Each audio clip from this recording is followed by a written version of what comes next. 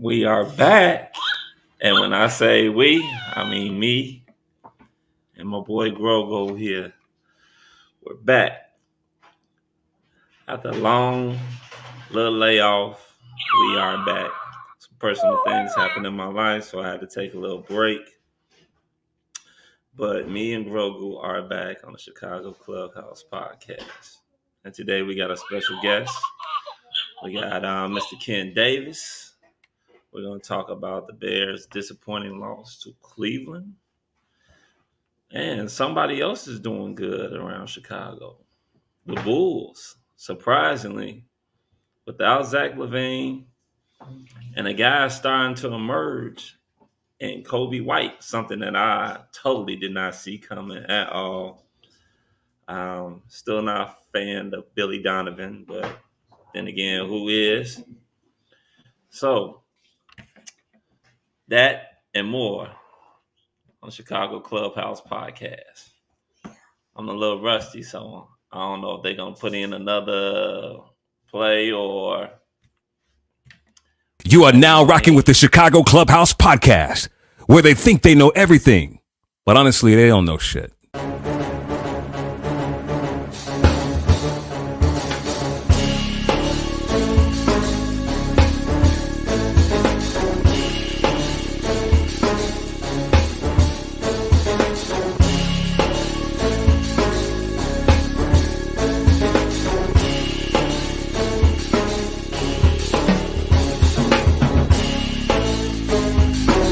These summer league games and they tell you about these new up and coming coaches. I think we should get rid of every motherfucking owner in Chicago. Enzo and Caruso, both when they are on the court, are like your defensive generals. But they need to get that strong safety who's not scared to hit somebody.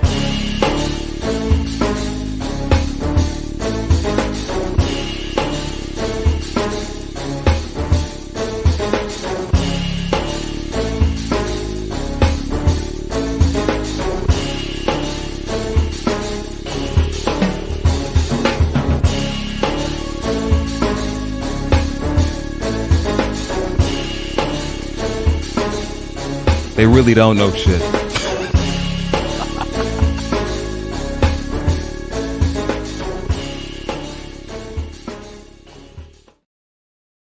Back in effect.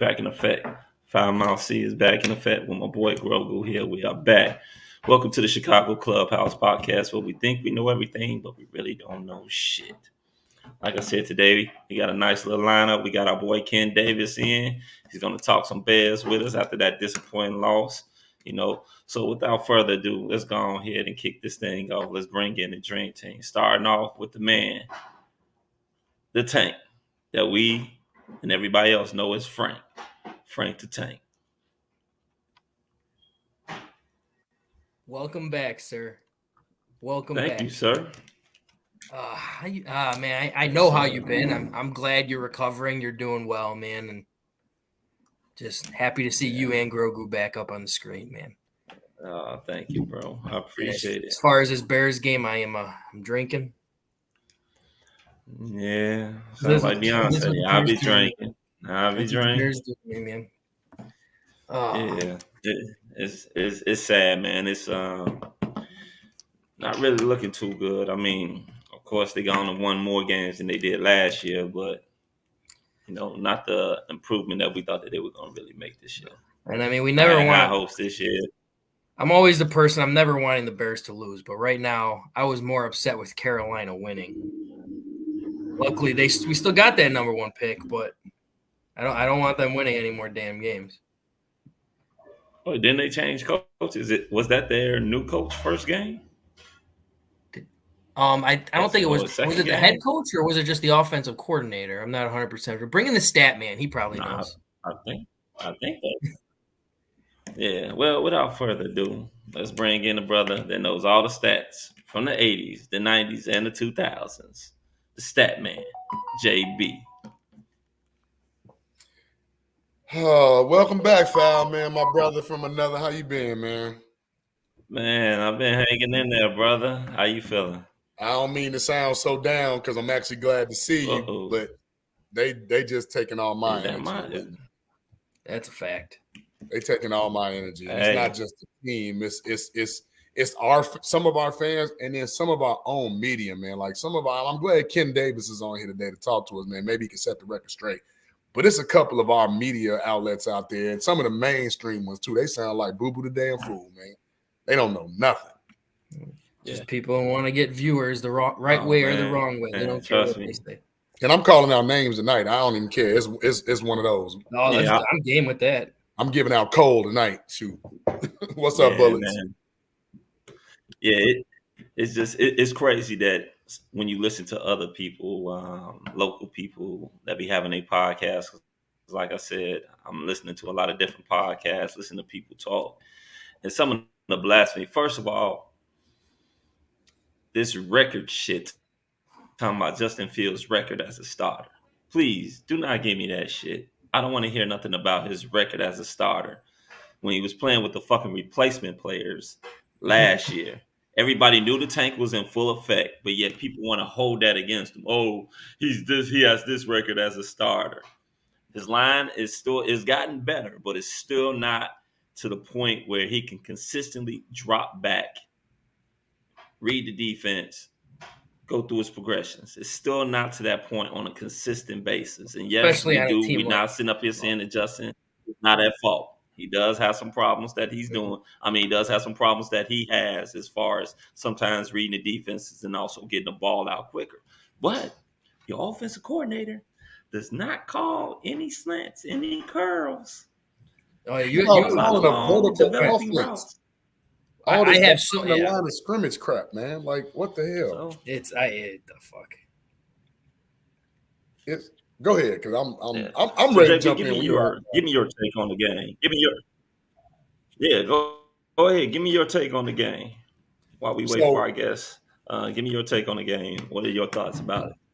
So again, I'm looking at this. Got to be like just pure ineptitude at this point, because how do we continue to have leads, but we don't do what we did to get the lead to sustain it? Like, we'll do something, pretty like, okay, Getsy, that was a good call. But then you do something else. It's like, wait a minute, why didn't you go back to where you had success? I look at some things where I'm like, people want to be like, oh, Justin didn't play good. Justin had a lot of drops, including a 70-something yard touchdown, a lot of inept play calling. Both of those interceptions was on Hail Marys, which, I mean, how can you put that on Justin? And they still had a chance to win. So did he play great? No. Did he play well enough to win? Yes. Against a dominant defense. Against a top 5 defense. And sometimes that has to be enough. Because I look at something that Joe Brady did. Hell, Josh Allen was 7 for 15 for 92 yards passing. He didn't set the world on fire. But you know what Joe Brady did? He ran that ball down their throat. He kept Dallas in check. You know what we didn't do? Right. We threw the ball 40 times. Hold that thought right there, JB. Hold that thought right there, because our guest is here. We want to go ahead and bring him in. Our man, Ken Davis. Man, I already know who's welcome, sir. Welcome. What's going on, Ken? Welcome back. Happy to have you back, Ken. Listen, shout out. First of all, Foul Mouth, I'm not even going to get in your business. I hope you're doing well. Just from seeing you in the streets that you that guy. So I'm sending all the energy and the blessings to you. Before we start on some sad bear stuff, I've been wanting to ask JB something for about 2 years. 2 years? Is y'all like older, like maybe your grandma or something? Are they from the east side? No, they from down south. Oh no, okay. So what about your parents? Nobody from the east side? No, my mom from the west side originally. But okay. Because my next door neighbor's last name was Bowles. So I always wanted to ask you that. Was like, I wonder what that he related to Mrs. Bowles. All right, enough of that. Let's talk about the bear. What up, Frank? Let's get into this Bears discussion. Man? All right. And even though I don't know if I'm gonna make y'all happy too. So let me just start off with that. I'm not, and also then start us off, man. I got love, but like, I don't know. I'm tired. I love Justin Fields. Let me lead off with that. And in that, I really want what's best for Justin. That's at the top of my list. What's best for Justin? I don't know if Justin is kept here. I mean, I'm okay. Let me go even further. I'm not the biggest Matt Eberflus guy at this point. I approve of what he's done with the defense, but I still think there are questions. For instance, he's said it himself. He's the CEO of the situation. He told us when he first started, I go into the quarterback room. I spend time with them because I feel like as a defensive wizard, basically, there's things that I can bring to that situation to help inform them. I'm paraphrasing, but that was out of his mouth as far as what he said. Also, as the head coach, he still makes decisions on the offense as far as, are we going for it? Look, I don't even like what you're doing right now. Do this. He's the head coach. You can't absolve him of the offense. Not saying any of y'all have done that. I'm just pointing out just as far as how I feel. So one, a lot of the vibe now that you hear is, well, if Matt Eberflus's team doesn't quit on him before the end of the year, he'll be retained. I don't think that's the good idea, and I think a lot of times we deal in fear. Listen, he hasn't lost his team. Only time he lost his team was a getaway game against the Lions at the end of last season. That was the only time I ever saw them being like, forget it. And I mean, look, they had a terrible year. I give them a pass on that. They had a terrible year. That was the end of the season. They just quit. Now, they didn't play as hard. I don't want to say they quit. They didn't play as hard. All right. So he's kept the team together. That's great. But when people make it seem like nobody else can do that, he's definitely called up good defensive plays. But it's a cover 2-4-3 scheme. I mean, basically, they play a nickel damn near majority of the time, regardless anyway.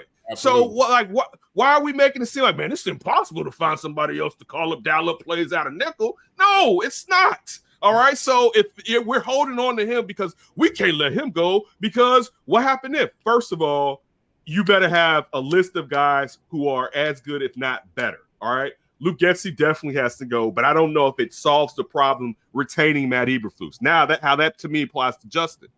If you retain Matt Eberflus and Justin has to continue to play under Matt Eberflus, I fear they're going to mess up his money and his future. That's just the honest to God. And for me, I want Justin to get that bag. All right. If Justin, and I'll put this on Justin, if Justin didn't jump out with Trevor Lawrence during the pandemic and say, let us play, he would have been the second pick in that draft. Right. They actually, and I'm sure we'll get into them, they actually take Caleb Williams. Because the thing is, when you do that extra year and everybody know you that dude, all they do is pick warts off of you. That's all they do. Once you reach a certain point, it's nothing else to do but kind of tear you down a little bit. Not to say sometimes it's not deserved, but it didn't make no sense that Justin win the we know Justin shouldn't win in the teams when you look at Trevor Lawrence and Zach Wilson. It made no sense. But also Justin still came out and said, let's play an abbreviated Big Ten season. If they didn't have those 6 games, they wouldn't have had a reason not to take Justin just behind the guy that he had been dealing with and beating at times at elite camps and so on and so forth when it comes to Trevor Lawrence. So for me, I want him to get somewhere where he can get some bread and someone that knows what the hell they're doing. That's list item 1 for Ken. All right. That's my list item. Listen, because here they will pull you down. I've never really seen a quarterback strive consistently for seasons. And I'm not even putting as much on the quarterback, putting as much as on the organization. You know what I'm saying? Where we all lived here. We've been through it. All right. You had the year where Jay Cutler had Bennett, Marshall, and Jeffries, right? And then you had Eric Kramer's year when he had Graham and he had Curtis Conway, right? Outside of that, our offense has been trash. You know what I'm saying? Like, just for real. And those were abbreviated times. So I don't have the confidence at this point that they're going to figure this out just next year. And this is another fear of mine. I was mentioning this earlier today on the show. Another fear of mine is, and we do this here all the time, is the Dick Geron scenario where you be like, man, it's time to let this guy go, right? And you hold on to him for a year. He has a good to decent year. And then the next year it's terrible. And you knew in the first place you should have just got rid of him. And so it's like, how long are we going to keep doing that? So that's at the top of everything. And that's part of the reason I'm like, yo, Shawty, get out of here. The door's open, flick, run. Get out of here, kid, because it's don't trust these people when it comes to your future. Like, this is one of the better prospects that it had came out of college. As C was saying, there are some things. Justin does miss open guys as far as he doesn't see them occasionally. Every quarterback overthrows, so I'm not even gonna get on him about overthrowing. That's every quarterback overthrows. As it was mentioned, the offensive line has at times played better, but it's still not stout. Particularly, we saw Cleveland has always had a little number for Justin. We can go back to his first game starting 2 seasons ago. Oh, we don't right? I mean, listen, I'm a Myles Garrett. Myles Garrett is that dude. All right, like Myles Garrett is him or whatever. And Jim Schwartz, a hell of a D coordinator too. And we know from when he was the head coach of with the Lions. Yes, right. Yeah, you know what I'm saying? And he's even better. Hell of a defensive coordinator. That's what I was just about to say. Because he's just like Matt Eberflus, just like you're saying, Frank. It's probably a better defensive coordinator than a head coach. Look, or maybe this is his training time and he goes somewhere else, or he stays here and he is good. I don't know, but my fear, and I do at times root for Matt Eberflus, but I fear that they're gonna have to relearn everything again every season he's the head coach. And I'm out on that. I'm out on, man, we forgot we was the best running team in the NFL. And we could be like, that's Luke Getsy. No, the head coach tells him what to do. Yes. All right. The head coach tells him, hey, run that damn ball. Right? Do you want this job? I'll give Janoko run. Come here. Listen, this is what you need to do. All right. Because they're gonna fire both of us, but particularly they're gonna fire your ass first, right? That's the conversation I would have at earlier in the season. When you looked at the beginning of this year, it looked like the Bears would be lucky to win 2 games. And I don't know if I've ever said that in my life. And I mean, let's also I want to add a caveat to that with the type of talent that they had on the team. Now, I'm not saying they had a championship roster, but it wasn't last year's stripped down team. This was a better team. So the expectations had improved. Go ahead, JB. I'm glad you said that, Ken, because I want to make sure we touch on points. Last year, in my opinion, the team was less talented, but they played harder. They showed you we had 8 games, 7 or 8 games where we lost by 1 score or 1 score less, touchdown or field goal. But this year, it seems like now we're front runners in certain games, then we're giving it up. Yeah, I don't understand that. But in that run, we also had an offensive coordinator who was calling plays toward Justin Fields' strength. And then when we started this season, again, he didn't do that. He went back to what he wants Justin to be instead of letting Justin just go be himself. So that is why I don't like Getsy. And in your case, Kenneth, that might be Eberflus too. I mean, if that's the case. I always thought when we got rid of Alan Williams, Eberflus is letting Getsy do his thing, and Eberflus is running mainly the defense. That's what I kind of thought once we lost Alan Williams. He still has the head microphone. Yeah. He still has the biggest voice on game day. If I don't like what you're doing and I'm your boss, my thing, what is it, 2 warnings? I think that's how it leads. They tell you, they pull you in and say, hey, I told you this before. Now this is a warning. I give you another one. This is another warning. All right, listen. Yes, do this exactly the way I want you to do it. He's on the mic. Right now, I want you to run the ball. Right now, and I think, Frank, you mentioned it earlier, where you get into situations where Luke Getsy gets conservative. He did this with Tyson Bagent. He did it with Justin, where the Bears will be leading, and then they get late into the 4th, and now you want to go run, 3rd and long. Why are you doing that now when the game's on the line? You were mixing it up. Doing successful. Right. You were mixing it up throughout the game, throwing. Right. You were giving the quarterbacks a lather. You kept the consistency about the ball moving, making the game easier, and then you go back to being conservative and throw everything off when the game is right there on the cliff of the mountain. So, but again, we keep acting like so he's done that several times, and when I mean several, I mean it's way more than several. But that's so Matt Eberflus to be like, what the hell are you doing? Yeah, like, dude, don't do that. No, like for instance, you guys are friends, right? Y'all guys, right? At one point, if one of your guys is messing up, you'd be like, dude, stop doing that. All right. Don't do that shit no more. Right. That's a friend. Even if y'all a coworker, you're working together, and that person, how they handle their job affects you retaining your job, you're going to say something to them. Hey, look, they will get rid of us. All right. These fools got the #1 pick in the draft.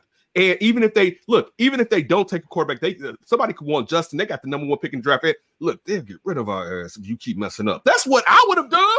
I'll be like, dude, I don't want to move right now. All right, my family's just getting used to Chicago. All right. Also, I may never get a chance to be another head coach. So why am I going to dude, stop? We're going to do this. We're going to do that. So I don't absolve Matt Eberflus of the offense. It's like No, dude, that you still tell them that's still a part of you that where you tell them throughout the week, this is what I want. This is what I want to see. This is how I want you to go about it. Some particular times I'm going to tell you, hey, do this. All right. I'm going to let you rock, but rock in the fashion that I'm telling you to rock.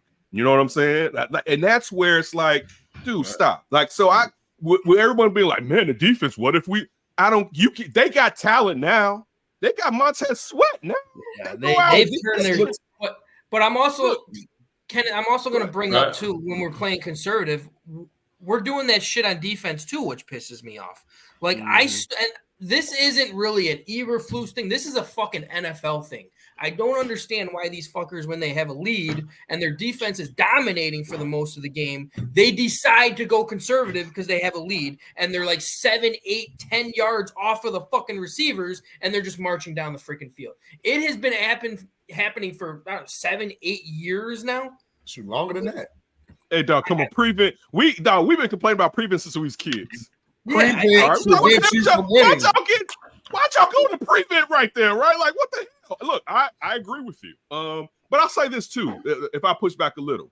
If you have a consistent offense and you don't throttle down the offense, it's not as bad to be like, let's keep everything in front of us on defense. But and the problem with the Bears, they act like they forget who they are. Y'all are not him. You cannot sit there and be like, yo, we gonna get conservative on offense and not score anymore because, dog, you're not that good yet. All right, your foot on the throat to the double zeros, you know what I'm saying, or 4 zeros on the board. That's what you are. You know what I'm saying? Also, shout out to Bullets. You know what I'm saying? But like, it's dude, that's where I am at. Where for me, like, I wouldn't be mad. Part of me would be happy if Justin is here. But I feel like they gonna make Justin, I won't say Mitch, they gonna mess Justin money up. I don't think he's ever gonna get another crack at. He's gonna be that I'm gonna try you guy, but really I got a rookie behind you. You know what I'm saying? And that's where it's like I don't want that to happen. I'm not talking about here. I'm talking about if they keep him here, because what's gonna happen is they're gonna keep him here. They're gonna keep. No, I won't say that's it's going to happen. I fear this could happen. Is how I should say that. I do not have a crystal ball. I fear if they retain Matt Eberflus, one, how sexy or appealing is this job for a competent offensive coordinator, knowing there's a chance that Matt Eberflus may get fired next season if the season doesn't go well? What really good offensive coordinators be like, yo, let me do that, unless he's hoping to slide in and perhaps take over the job, which then he may be even more. Yeah. But look, he may be even more confident. But so that's my fear of, you're gonna run it back, you're gonna mess this kid up, and it's gonna be the 5th-year option year. So then you're gonna trade him? Somebody may pick up the 5th-year option, or somebody gonna give him a Jordan Love deal, or if he can get a Daniel Jones deal, that ain't as bad for a real quickie because Daniel Jones is stealing. But still, like, that's my fear when it comes to Justin, man. Like, I feel like if we really sitting here and we care about him, we need to be honest. Yeah. You know what I'm saying? Like, we got to be. There's nothing wrong with us saying, "Yo, I love Justin. I want to see the best for Justin. I want to see Justin doing well." And I don't know if that can take place in this time frame here because he'll be entering into his 4th year. You know what I'm saying? And that's how I am. Mm-hmm. Yeah, first thing they got to do is they got to sit up there and block out all the outside noise. One thing that I said, I know JB and Frank knows, we got our little chat. I told them just like this. I said, for everyone out there, it might be a little conspiracy. Everyone knows that the Bears is coming. Michael Parsons just had his little podcast, and he said, man, come next year, if Chicago keeps Justin Fields, they're going to be a playoff team. You're playing with house money. Right now, you got the number 1 pick. You can sit up there. You can trade that pick. More than likely, that's what I would do. But it's all up to polls. Then not only that, you got the number 1 pick. So that means that you can trade it for a bigger haul than what you got last time, which is going to keep your team young, hungry, and more importantly, cheap. Because we know the Bears love cheap. So it's going to keep your team young, hungry, and cheap, okay? And then for everybody to sit up here saying all these broadcasters and national people, people judge Justin Fields. Oh my God, he's so bad and he can't do this. He's a running quarterback. He's a running back playing quarterback. But That's stupid. Anybody saying that is man, can ridiculous. you see Justin Fields in Atlanta? Can you see Justin Fields in Atlanta with Bijan Robinson and Drake London and Kyle Pitts? So be lovely. Yeah. It's going to be a beautiful day for Justin. I wish him the best when he's back home in Atlanta. All I say is to all those people who say that, who talk like that. You smoke crack, don't you? You smoke crack, don't you? And that's where I was going at earlier with some of our That was always wild. That was always wild in that movie. It's like, damn, these kids out here smoking rock. But please continue. But my problem, and I'm gonna break this up into segments as well. When you have your own media trying to tell you how bad somebody is without really going through the facts, here's a couple things I want to point out to our media that doesn't, that's flawless. People say, oh, you can't go 2 years back to back without picking a quarterback number one. Otherwise, you miss out on CJ Stroud. Well, my counter to that is, yeah, but you know what they did for CJ Stroud? They put an offensive That's where I was going to go next. In an offense around what he does best. That's one. But for two, nobody was checking for CJ Stroud as much as Frank Reich was, because remember, Bryce Young was the number 1 pick. So while we saying, oh, we could be missing out on the next season, we'd have Bryce Young. We wouldn't have CJ Stroud. We could have Bryce Young or Will Levis, who ain't doing shit. We wouldn't have had Will Levis. Now. I'm just saying. I hope we wouldn't have had Will. Nobody's gonna take Will Levis at the top of the draft. Listen to me. That's something the Bears would do, because we didn't think they were gonna take Mitch Trubisky. Yeah. No, that's not right. Don't put that on Ryan Poles though. No, I'm just saying, yeah, but I'm just like, I mean, if you look at it, he was the 4th best quarterback, perhaps, in that draft. I'm talking about Will Levis. But I'll push back with this, and you're correct, bringing in the offensive coordinator, the young defensive coordinator with the Texans. But at this point, still, CJ Stroud's processing is damn near elite, particularly for a rookie. Like, regardless, you could definitely have a good offensive coordinator. You need a good offensive coordinator. But, man, he's processing the living hell out of that. And this is a thing, too. And also, shout out to Lovie Smith, because the Texans thought he did them a disservice. He blessed them because they would have Bryce Young. That's a good point. And he gave he set you up where you couldn't get Bryce Young. And because I was a CJ Stroud guy. Look, first of all, I'm Roll Tide Alabama every day. All right. I have a thing, and we were talking to a reporter. We were talking about a reporter from Arizona about Kyler Murray today. And I was like, listen, I say this all the time. Kyler Murray is a living joystick, but I never would have drafted him because he's just too small for me. That's just how. Look, it's a rule of thumb for me, and I'd rather die on that sword than going down that lane. And if I'm wrong at sometimes, I'll accept being wrong. But the point that I'm even trying to get to is, one, and Justin's our guy. I'm not saying that in the long haul, CJ Stroud's going to be better than Justin, but if we're talking about right now, what the things that you need to do to win Super Bowls, CJ Stroud is better than Justin right now. Agreed. All right, but also he does have he has someone that gives him a great game plan. All right, someone that sets him up. So I'm not putting it. This isn't something I'm going all in on Justin, right? But this is the thing too. So when Ryan Poles, did you know that he was that good? Because and then it goes to the. So it's not about just not drafting the quarterback, having the number 1 pick every year. It's your talent evaluation. Mm-hmm. So when you're evaluating, nobody is going to be as athletic as Justin. But see, this is the tricky part. This is the crazy part. And I haven't had this discussion with nobody, so I'm unveiling this thought strand right here with you guys, right? So Justin, we never thought Justin was this type of athlete at Ohio State. He never had. We knew he was fast. We knew he was fast. And even his rookie year, even though he's had 2, so he's kind of had 2 rookie years because he's had 2 different systems. His rookie year, where Justin would hesitate before he could take off, and sometimes, his sliding, like you worried about Justin getting hurt because he was indecisive because he wanted to play like he played at Ohio State and win throughout the pocket.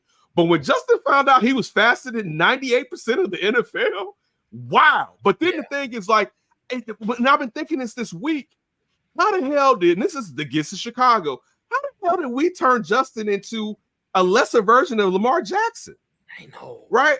And the thing is, so, and then, look, I've said on here, I've said in the past that, man, Justin's athleticism, if Lamar being slightly older and more dinged up, he's probably, until Anthony Richardson shows us, the most feared rushing quarterback in the league.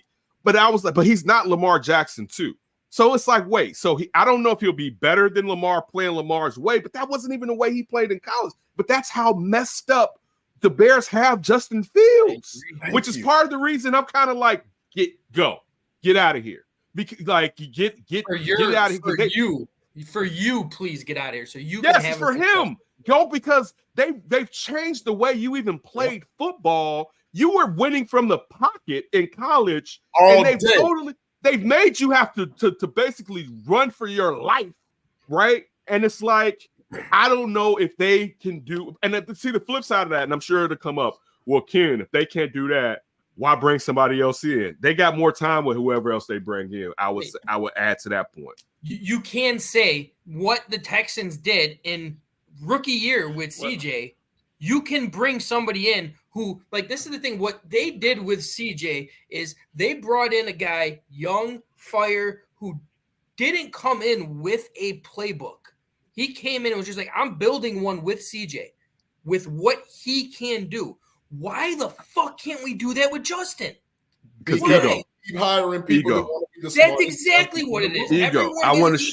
He is not fucking Aaron Rodgers, Getsy. Stop treating him like he's Aaron Rodgers. Well, he doesn't, because Aaron Rodgers would have told Getsy to go screw himself. Well, yes, that's different. I mean, he got a job because he tied Aaron Rodgers' shoes very well. Here's the thing, and Kenneth, I want to go back to what you said, because you said he didn't lose the locker room, of which that could be internal, but optically out when we're looking at it, he has lost the team, because you just stated, Getsy, let me pull you by your collar and tell you what I need you to do.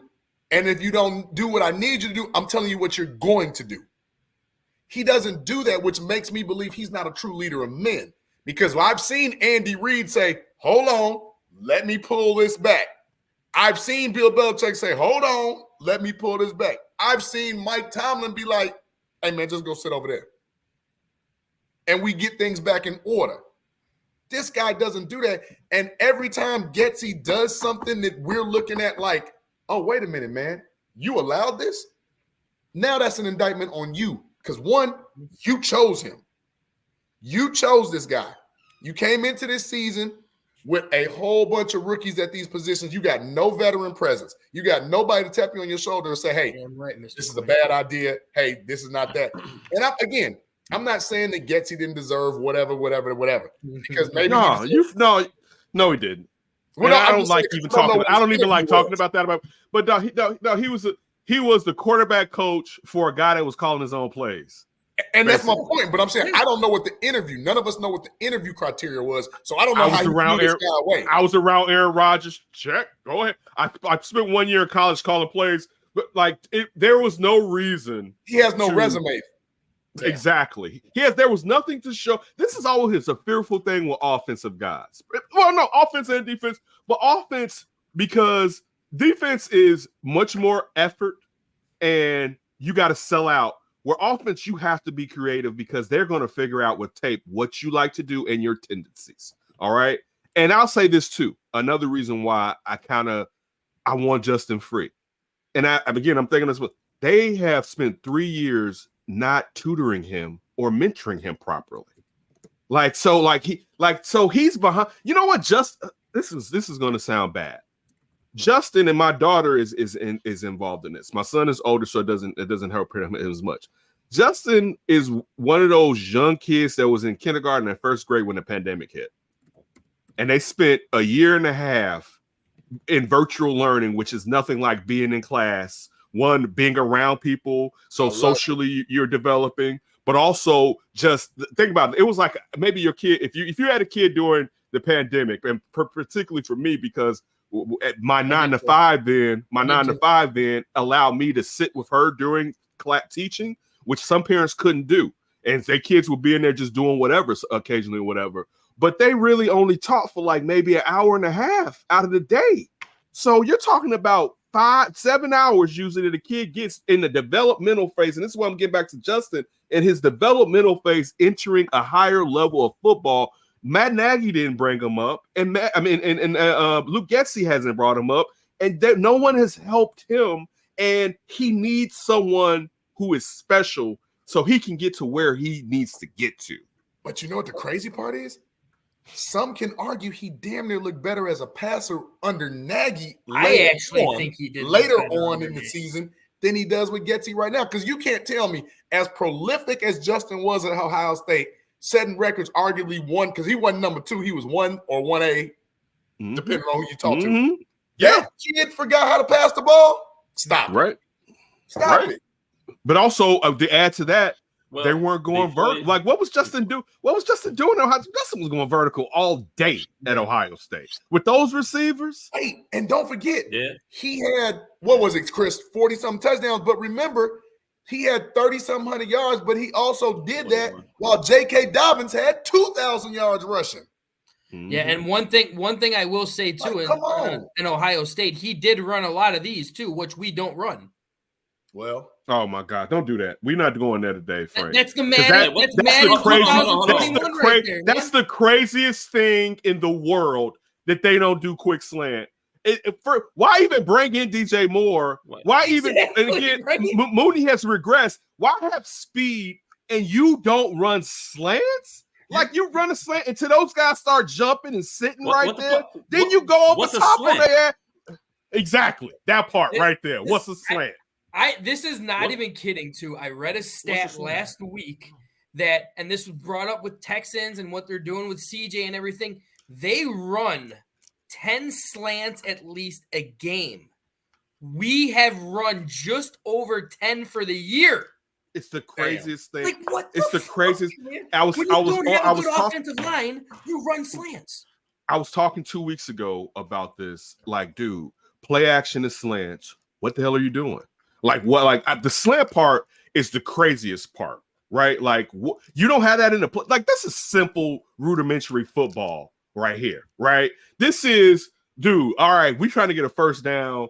It's 3rd and 5. I'm about to get this bad boy with a quick slant. Like this is easy football. Let's see if we can get a guy to slant, get him open up top on the other side. Like I do not understand, Frank, why they are allergic to slants. Right, and I keep complaining about this too, but it just has to be. It's not in his playbook because it just does not happen. So this is my issue. So are you telling us he's not?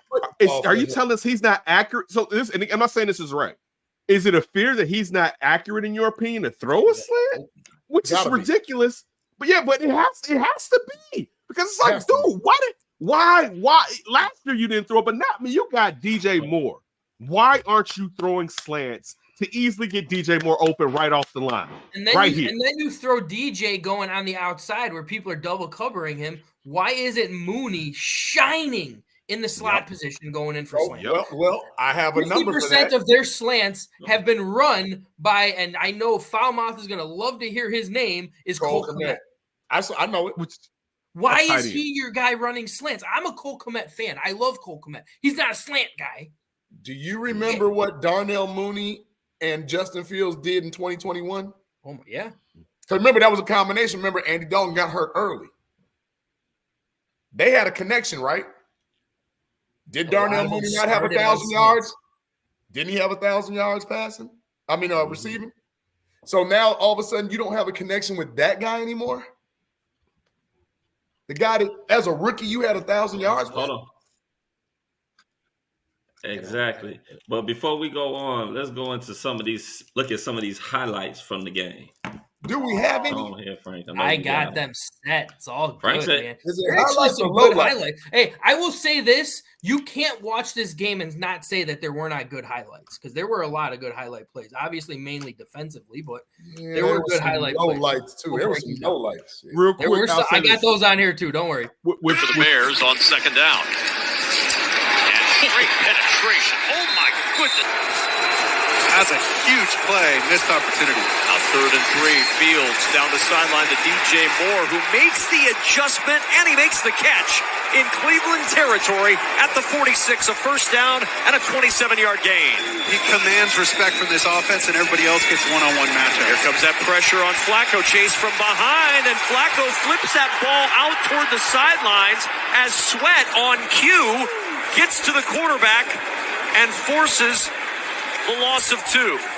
He was upset. I mean, he was hot about that. He really was upset. Come on, almost man. to the point where he's like, I don't even want to play anymore. Exactly. I'm stuck at an 80. If you make plays like that, your rating goes up. Flacco to the sideline. Cedric Tillman with the leaping attempt, but he's out of bounds. 2nd down and 8. Flacco with pressure up the middle. Throws it. It's intercepted by Eddie Jackson. Jackson inside the 10. Breaking tackles and down to the 2. Michael Dunn saves the touchdown, but Eddie Jackson's first pick of the year sets the Bears. So you can tell these are the kind of things that can happen. Well, there's DJ Moore. They're trying to single him up top. Fields looking, backside pressure. Fields spins away. Going the other direction now. Fields on the run, throws for the end zone. Komet with the catch, the toe tap, and the touchdown. The run, hand off to Johnson, and Johnson breaking free. Roshan Johnson across the 25. 2nd and 11, Browns rush 4. Fields over the middle. There's DJ Moore with the catch. And a first down to the 46, and there's the timeout. Flacco on first down, over the middle, and it's intercepted. Off the deflection, it's Tremaine Edmonds. Edmonds on the move. Flacco trying to make the stop. He can't do it, and Edmonds is in with a pick 6. We're down at 10. Flacco under pressure. There's Sweat. He's got him. But Joe Flacco at quarterback now, trying to convert 3rd downs versus pressure. 3rd and 8. That pressure up the middle, in trouble, and down he goes. DeMarcus Walker got to him for the sack. He almost lost that football. Flacco off. Got him. Fake. Looking over the middle, and it's intercepted. Picked off by Tyreek Stevenson. He gets it right back for the Bears. And Stevenson all the way to the 35. His 2nd interception of the year, and the diving pick takes it away from Cleveland. Well, watch Joe Flacco. He's going to get a seam route right here by Njoku, and he's got to hold the safety. He held the safety there, but he couldn't account for Stevenson. The overlap or dividing corner on a clinic for cornerbacks. Another designed quarterback run. He's going to get the first down and more into Browns territory. Fields yanked out of bounds by the jersey at about the 42-yard line, a pickup of 15. Flacco facing a 4-man rush. Pressure comes. Sweat's got him again. As the Bears go back to work on offense. 2nd down and 10. 25 seconds to play. Down 3. Fields setting up. Toss to the sideline. Scott tiptoes through 2 defenders. And Scott up the side. Fields on the roll. Sets up. Throwing deep. He's got a man out there, and it is juggled and dropped by Robert Tonyan. You suck, you jackass. Fields, chased by Garrett, flushed, looking, sets up, throwing deep. Hail Mary, end zone, deflected, tipped, and intercepted. Almost caught, and then a deflection into the hands of DeAnthony Bell. Darnell Mooney, achingly close to a game winner, and instead the Browns survive 20-17, and Cleveland moves to 9-5. Mooney had it. Mooney had it on the ground. Son of a...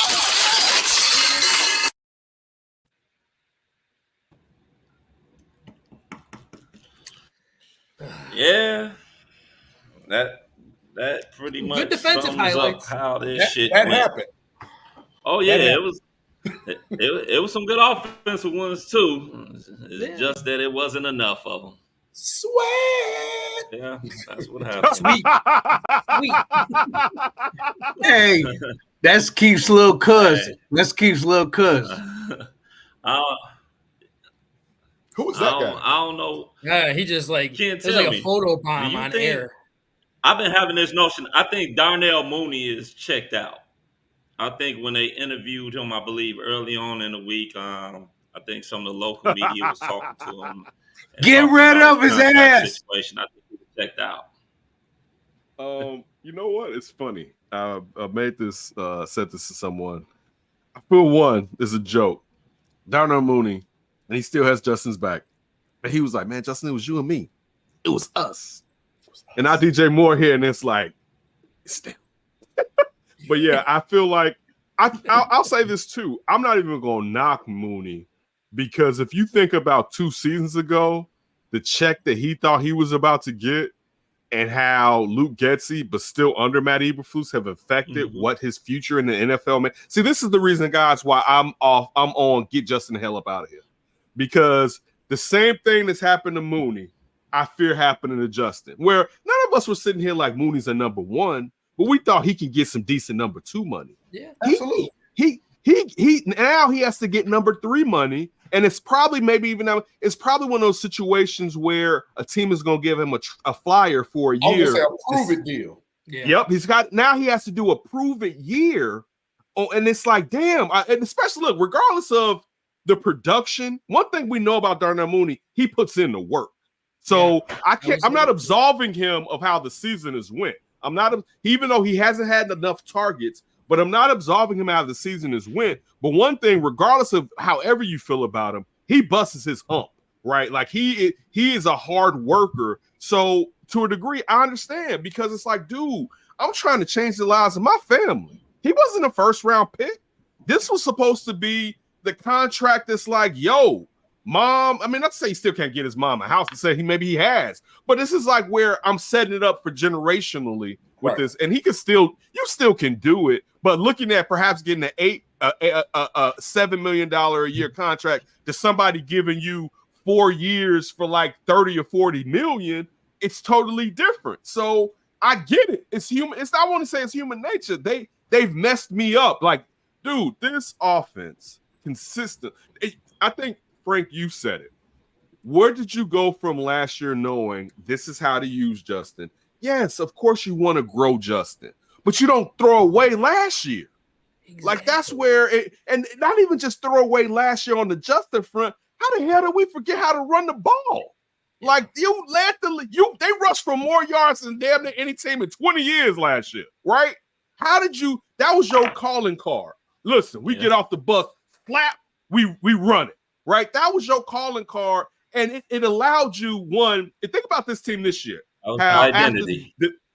After the defense has improved in the manner that it's improved, think about if they were the running team last year with this defense, what this season would look like. Because damn near you ain't getting the ball back because time of possession, I got your ass because I'm going to keep running this rock and we're going to take the time off that clock. That's a bar. But still, it's just one of those things. It's just like and I know that it's like why we're so frustrated, but that in that frustration is why I want freedom for Justin. You know what I'm saying? And I'm standing on business with that. All right. I don't trust these people. I don't trust them. They've taken honestly, and CJ Stroud may prove to be, but they've taken, if you look at what people thought about them, the greatest damn near quarterback to come out of Ohio State in our lifetimes, right? A school where people are like quarterback, but no, the greatest one they had, and you've held him back. You haven't helped him. So yeah, there's little things that Justin can do, but there's people that are supposed to be helping Justin to develop. And how can he even trust y'all? You know what I'm saying? Like that's where it's like, I'm gonna tell y'all this. All right, I'm gonna say this too. Because now it's like I'm happy y'all are listening, because sometimes on some shows I think I'm coming off as the villain. And all fairness, I don't care as much because I'm just stating what I feel is facts. Mm-hmm. If I'm Justin and the Panthers don't mess this up, as soon as the last game of the season is over, I'm going and having my agent go to the media and saying I want out. If I'm Justin, I'm going to control this narrative. I'm not even giving the Bears a chance to retain me. I'm going to say, listen, they got the number 1 pick. They could probably take a quarterback, but I don't trust this. I want out. And then that would force the Bears to be like, damn, how are we going to hold on to him? I wouldn't leave it to Ryan. I would not. If I'm Justin, I'm not leaving my future in Ryan Poles' hands. I'm not. You know what I'm saying? Because it's a small window where Justin can accomplish the things he can accomplish, and you've already held him back for 3 years. So, like, again, for me, if I care about this young man and I want the best for him, do I want to see him in the Bears uniform? Yeah, I would enjoy on Sundays to watch him in the Bears uniform. I know regardless, even if he is only a little bit better than what he is now, he's a dynamic player. And it's a player that you can win with, right? But I think there's other people that can help Justin get to where we thought Justin was going to get when we all jumped up for joy when we saw that trade took place. And then it was like, yeah, we're about to get Justin. Because I'll say this too, regardless if they take a quarterback in the first round, it will never be the ecstasy that we felt when they drafted Justin. It won't feel the same because we're going to be like, man, we ain't even supposed to be here. Man, they may mess this kid up. Man, but it will never be the pure elation that we felt when they drafted Justin. But again, for me, my thought is I want to say this kid for them setting him on a trajectory where he may be Geno Smith. You know what I'm saying? And I'm not talking about just look at how they play the same. I'm talking about the opportunities that he gets to really be someone's number 1 guy. They may look at him as a transitional guy, and I think that would be messed up for Justin if that happens so early in his career that people view him as that kind of player. So let me ask you this, because I'm glad you said that, because in my mind, whatever they try to say, oh, well, if you bring in a new coach, you got to bring in a new quarterback. And I got 3 examples of why you don't have to do that. Okay, go ahead. So one of them you already kind of with you. I'm so with you on this. I think that's bullshit. I've said that before. It is an absolute bullshit. We got into about 2 episodes ago, it got heated on the center because I think the narrative of, man, if you get a new coach, you got to get rid of Justin. Now, I'll say this. There is something to having alignment where you clear the deck. But I don't think Matt Eberflus isn't good enough for me to be like, yo, if he gone, Justin got to go. Justin is special. I don't know about Matt Eberflus being special. So I wouldn't, I'm with you on that, JB, where by no means would I say, if that guy, look, if Jim Harbaugh is like, I want Justin Fields, guess what I'm going to say? Damn near go with it. Right? Like, and I trust you with doing what you need to do. If Ben Johnson is like, yo, I think I can do that too. If I think but see the thing, and we already see you already see the embers in the fire. I mean, look, it may be good if they end up with Eric Bieniemy. You know what I'm saying? Because if Eric Bieniemy is smart, he should use this as his opportunity to be a head coach. Right? Like, yo, I'm going to go, I'll do the offensive coordinator or whatever, because I'm going to just wait until this dude, you know what I'm saying, may play himself, and then I get that promotion, let alone my guy is the general manager from Kansas City and Ryan Poles, and we have a connection or whatever. But no, JB, I'm not on the if you get rid of Matt Eberflus, I don't think so. If someone believes they can, if they believe they can get Justin on to keep progressing the way that we thought and get him back on track, no, I don't think you should. To me, that's so silly. Why would you say a talent is? First of all, Matt Eberflus, this isn't a knock on him, but for all we know, he's a dime a dozen. That's not the same as Justin Fields. Justin Fields is not a dime a dozen.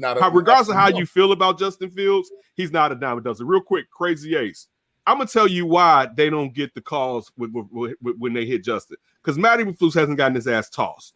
Matt Eberflus, I like that. Yeah, Matt Eberflus at some point, he has to throw that damn thing in the front of a referee and yell and scream at him and make it a point that we aren't going to keep.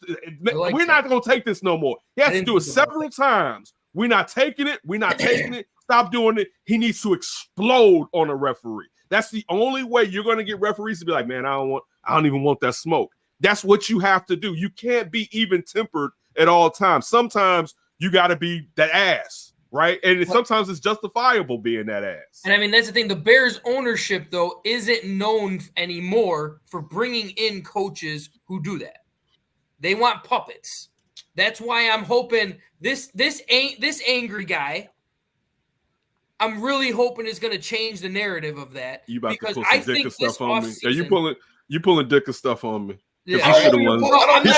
He should have won more Super. He should have won more Super Bowls with what he had. That has passed. Like, I mean, you can't have that type of coaching in this era of football anymore. But look, even Lovey was calm, but I still feel like Lovey would have made sure he let his anger known to the referees. You know what I'm saying? I feel like I feel like Lovey, and we can say like because people want Lovey to be the rah-rah type of guy. I feel like he would have gotten it across at times to the referees. But to be honest, and this is a thing still, it's a Matt Eberflus thing.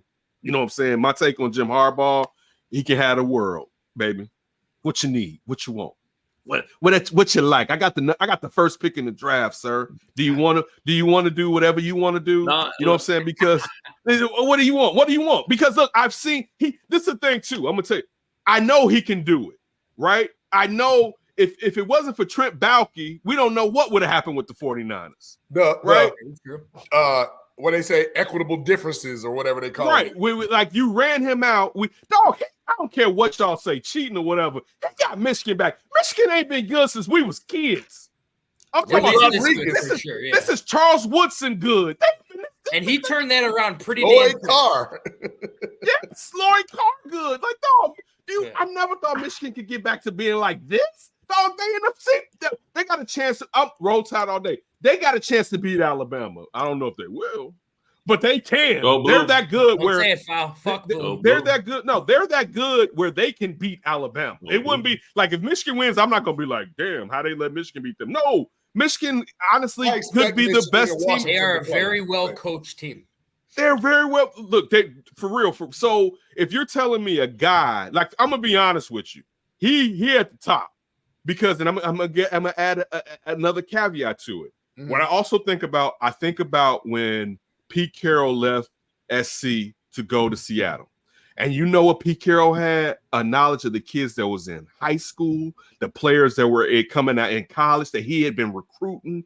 It's when you got a guy that's been thoroughly in, first of all, guy that's already proven it in the pros, like Pete Carroll did when he was with the Patriots, right? A guy proved it in the pros. I can be a head coach. Goes to college and dominates, basically, right? And Pete had his hand in his own scouting too. Right, and Pete Carroll wasn't even as good in the pros as Harbaugh was as a head coach in the pros, right? But I didn't think Pete Carroll should have got fired, but I'll say this, Robert Kraft was right because he brought in Bill Belichick and they went on to do a lot of great things, right? But Pete Carroll wasn't trash in the pros prior to going to college. But when you look at what the knowledge that Harbaugh's going to have of all the players from high school to college from the past 5, not recently, and since he's been there for what, 7-8 years. So pro personnel wise, he knows these guys too. So he has an in different ways as far as like, yo, you want to do this? So and he did good. So that's for me. That I'm Harbaugh's at the top of my list as far as if he would come here. I don't know. I know people have said he wants to go to the West Coast. You look at the fact now that Brandon Staley is out with the Chargers. That's like the worst kept secret ever. But see, this is the thing too. If I was him, yes, you have Justin Herbert. Or the Raiders. But Justin Herbert, or the Raiders, but how many times how much money can the Raiders spend on coaches? They got rid. You're still paying. This the only reason why I got and McDaniels. Yeah. And McDaniels 5 years. Premium money. Like how much money can you spend on head coach? Gonna keep that job. But Davis don't care. Yeah, he does not have that type of. Is just because he's not his daddy. I'm sorry, he's not his daddy. Finish. Foul, and I'll the reason why I say the Raiders is because of this. Because for the simple fact that one thing that Jim Harbaugh loves to do, Jim Harbaugh loves to have control. He wants to sit up there and have full control. If he goes to somewhere like the Raiders, he ain't got to worry about listening to no damn GM or nothing. Trust me, he's going to go somewhere where he has full control. That's one of the reasons why they said that he left or they got rid of him there in San Francisco, because him and the GM or whoever wasn't getting along. Harbaugh wanted too much control. The reason why Michigan is doing what they're doing because Harbaugh has full control. That damn that athletic director, Ward Manuel, Ward ain't running shit. All he's there to do is just to sit up there and make sure that Jim Harbaugh has a good time or make sure that he gets paid. He ain't running shit. Harbaugh runs that goddamn Michigan football program. The damn president came in and basically sit up there and said, hey, Harbaugh, whatever you want. So he wants a place that he can sit up there and he can have control. That's why I said the Raiders. He gonna have control wherever he goes. He gonna definitely. If he came here, will the Bears give him control? That's the big question. Yes, no. Listen, I think if he was the Bears guy, to me, I'm just that is going to be a clash with him and Poles. Poles is not going to give him that control. I don't think Poles. I don't think Poles has the equity. I don't think Poles has the equity. Go ahead. I think it is. From Poles' standpoint, he has been the first Bears GM to tear things down from the studs, then build us up to have 2 draft picks like no other Bears GM. First of all, the Bears for a long time didn't even have a damn general manager. Yeah. So this is like unprecedented situations and scenarios for him. He feels that he can right this ship the right way. And here's the thing. Do I agree that Poles can do it? I do. Do I think that Poles, for whatever reason, was blindsided with the Eberflus and Getsy and Williams thing? I really don't. If you look at what Poles, how strategically he moves, I don't really think those were the people he picked. I don't. Mm-hmm. Now, if Kevin Warren wants to come down off high and say, look, we're going to help you pick your head coach, then that's a little different. Because now what Poles had to do, you hit the nail on the head. If you have a relationship, because now the NFL seems to be who you know, not what you know. It's always been like that. But more glaring now, right? Because we all knew the Holmgren tree. We knew the Parcells tree, the Mike Shanahan tree. We knew certain people eventually was going to get coaching jobs. Now, all of a sudden, we see people like who the hell is Luke Getsy? Hell, who the hell was Nick Sirianni before? No, but you know, a lot of that, and it's unfortunate, is the Sean McVay tree. Well, people have gone so crazy with but people have gone so crazy with, hey, these guys. I'll say this: I think if you have the hottest coaching candidate that's available, you're going to acquiesce to whatever he wants. And it gets to the point where it's just like, yo, you got to work with him slightly for him and Harbaugh. And I'm saying this if the McCaskies want Harbaugh. We've heard for years that they had been interest or whatever. We don't know if it's true as far as how passionate they are. No, before. Remember that coming out of Stanford? But you know what? They didn't have what they have now, though. You know what I'm saying? You didn't have a quarterback in Justin Fields. You didn't have the number 1 pick in the draft. You didn't have, perhaps, regardless, you're moving into a new stadium. I'm not saying, again, JB, I'm not saying he's coming here. I'm just still saying this job is really attractive because you can shape it. If you get the power, if they give you the power that you want, to me, again, Los Angeles is nice. Living he's from California. Living in Kroenke's house. Mm-hmm.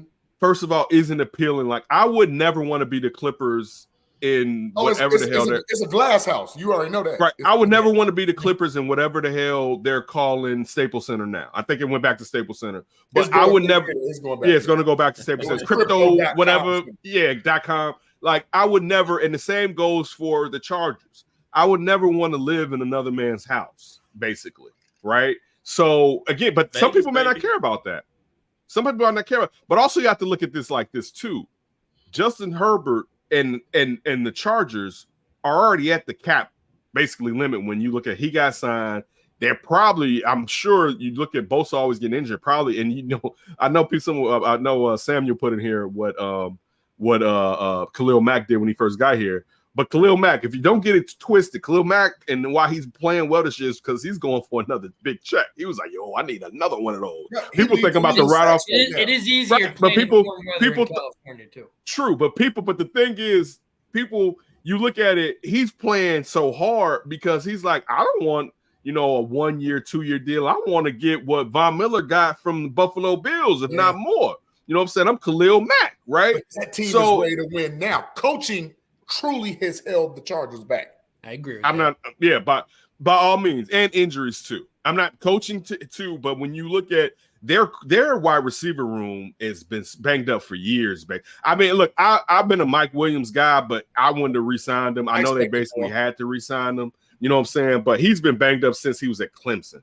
You know what I'm saying? Like, I mean, he had neck injury at Clemson. So, but to me, I'm being honest with you. To me, you can look at, I know what I have when you're looking at Justin Herbert, but I would look at, I know what we're already spending when we have Justin Herbert. And the Bears have a good defense already. They have the semblance of some pieces on the offensive line. They need a center. They may need a left tackle. They need a center. They need. And the thing is, they damn near need another guard, because I love me some Tevin Jenkins, but you always got to expect that Tevin's going to get banged up sometime throughout the year. You got to add that into the equation. You just got to add that into the equation, that there's going to be probably a few games that you're going to miss Tevin Jenkins. I wouldn't move off of him, but you got to add. But you should see, this is the thing. A lot of people got mad early in the year prior to the season, and a lot of times I was going on shows and telling them this offensive line lacks depth, and people thought that I wanted some Pro Bowlers behind them. It wasn't that. You need functioning. Come on, Jatari Carter. People are still talking about Doug Kramer was going to be somebody. And I'm not trying to diss these players. You know what I'm saying? I'm just saying that just facts. Like, Feeney. You know, sometimes Feeney, we get so deep into the woods. They need some more. They need quality vets, a guy that you be like, listen, you may be on the bench. You know, I'm going to give you a chance. If you can beat this guy out, I'm going to give you an actual chance. Unlike what they did, how they did Tevin, but they didn't do Braxton Jones, because Braxton Jones has never had a threat. And I'm not dissing Braxton Jones, but when Ryan Post states it's competition, it knows there are players that you have given the job to, and you haven't had them get forged and fired through competition. Let me ask you this, Kenneth. There's just a couple things. Oh, damn. Go ahead, JB. Well, I just wanted to go back real quick. Go ahead. Okay. There's just a couple things I want to say, because I've been writing some things down. I ain't really get a chance to say anything. So one thing I wanted to say was they should never have ever hired Luke fucking Getsy. You do not go and hire somebody from your fucking enemy. Ever. That's the most dumbest shit I've ever fucking seen. You go hire a guy. First of all, he was never a fucking offensive coordinator. He was basically the fucking coffee and donut man for Aaron Rodgers. That's one. Two, we were talking about Eberflus getting in these refs' ass about the unnecessary roughness calls that are not being called on Justin Fields, which scares the shit out of me, because I've gone and seen this man in his 3 years of playing, where I'm sitting up here surprised he's gotten the fuck up. How has he not end up in concussion protocol?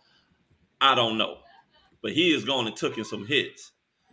Another thing I want to sit up there and touch on is when we were talking about Justin Fields. You're right, Ken. He is fucking special.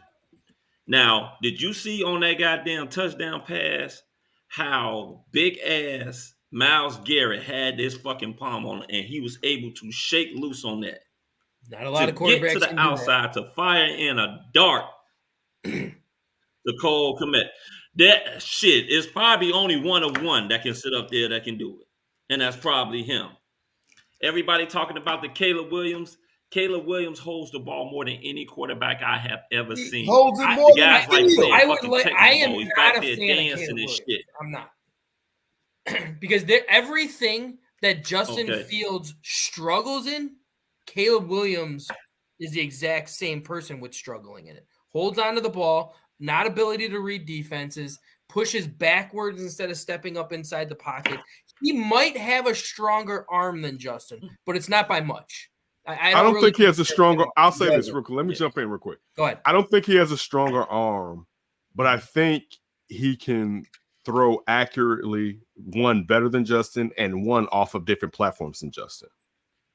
That's what I think he can do, and I don't think that's a bad thing. Look, in saying I've said that on this entire show, I want to free Justin, and I can't sit here and throw rocks and hide my hand. If I'm saying we're going to get rid of Justin, you need a quarterback, I'm drafting Caleb Williams. I don't care about his nails. Now look, I don't need you crying in your mama on the sideline, but it's not gonna make me not draft you. You know what I'm saying? It's just one of those things where. And I want to ask you something too, because he's I know smaller, he's slower. Yeah, when we were talking, look, I don't like again. So real quick, I'm sorry, Frank. He's 5'11". He's small. He's not small. He's not 5'11". He's not 5'11". He's like 5'8". I bet you some more. Like 6'1". No, I bet he's 6. Look, I'm telling you, if they list him at 6'1.5", he's 6'1". But I'm also to the point when I was talking about Bryce Young and Kyler Murray. I'm like in a couple years, I'm gonna be to the point if a cat ain't 6'3", I may like 6'2" may be the bottom end of how far I go, but 6'3" is the start of kind of where you, but these defensive rushers are, you need a bigger quarterback nowadays. Yeah, you do. But I do think that if I'm moving off of Justin, I'm bringing in Caleb Williams. This is the truth. You know what I'm saying? I mean, no doubt. Justin, yes, no doubt about that. If I'm moving, that's all I'm saying. doubt. If I'm moving off of Justin, I'm going to bring in Caleb Williams. That's going to be the guy. This is my thing with Caleb Williams, though, and this is what I wanted to ask you, Ken. Hold on. Before you say that, Frank, before you say that, you move off Caleb Williams, you do realize that you cannot have Jim Harbaugh as your coach with Caleb Williams as your quarterback. That ain't going to work. Caleb Williams. He does not like Caleb Williams. That ain't going to work at all. Well, but this is the thing. I'm going to go off of what, if Jim Harbaugh is interested, I'm going to go off of what he wants. But if he's not interested, then it is what it is. So like now you let the coach dictate policy again, of which we said. No. I told you this. I'm gonna let Jim Harbaugh dictate whatever. You said Jim Harbaugh, but right now we tried to let Eberflus dictate policy, and it backfired. Dictate policy in what fashion were you saying? I'm sorry. Who he put around, who he had his eye on in the draft. No. Jim Harbaugh is the only coach that I would let dictate that. That's the only, and I gave you the reason for me. I'll listen to where I gave you the reason why, as far as Jim Harbaugh, I'm interested in who you're gonna say is the other one, because if he has won Super Bowls, I don't want him making no personnel decisions if that's the guy where you lean to. So who's the other guy you mentioned? I hope Mike Tomlin has his first losing season and they let him go and we get Mike Tomlin. That would be a dream come true scenario. You know what? So this is the thing, y'all. And I understand that. I love Mike Tomlin, and I don't want to bear him because, boy, if they get like, we would make sure that we show the reason why Pittsburgh let his ass go. We need a real guy in here, Kenneth. Even if it's a new guy, we need a real guy. Okay, but that guy can't be horrible. Real guy. Look, they're not. Also, I don't think like the stuff that's happening in Pittsburgh really ain't Mike Tomlin's fault. It's not. Pittsburgh kept kicking the can. Yeah, and he's not in charge of the personnel. They kept kicking the can, and it came back to. And also, I'll say this too: I never understand. I get that the University of Pittsburgh and the Steelers share facilities. I would have never let that conflate the reason to draft Kenny Pickett. Nobody else wanted Kenny Pickett. Somebody would have moved up and got him. Like, I never got the whole Kenny Pickett thing. And I'm not saying he may not be good in the future, but it was never like, yo, that's that guy. Pittsburgh guy from Pittsburgh. In Pittsburgh. No, that's why you don't do it sometimes. Somebody else that's the fill the seats. Hey. That's the thing. That's a great point. That's the thing I'm not on. Just like when people be like, man, bring back ex-Bears players. And I'm not saying that some ex-Bears players wouldn't be good in the coaching position, but just because you were here before doesn't mean I need you here right now. I want the best. All that, we had a former connection stuff, even with Harbaugh. The former connection is cool. I remember being a kid, watching him throw passes to Tom Waddle, and Tom Waddle get concussed, but hold on to the ball. You know what I'm saying? Tom Harbaugh is my Rex Grossman for the people. And I never was like, when people, you could tell what era they grew up in, because they'd be like, that bad Bears quarterback, they'd be like, man, he was good. The Bears just messed him up. And when people said about Rex, I was like, and I was never like that about Harbaugh, but Harbaugh was the guy when I was at that age, he was the Bears quarterback. You know what I'm saying? It was good to see that. Because Tom Zach. That was pretty much Fuller, my first quarterback that I Fuller, McMahon, but still. Tom Zach went to Pittsburgh and Harbaugh took over and he didn't do well here.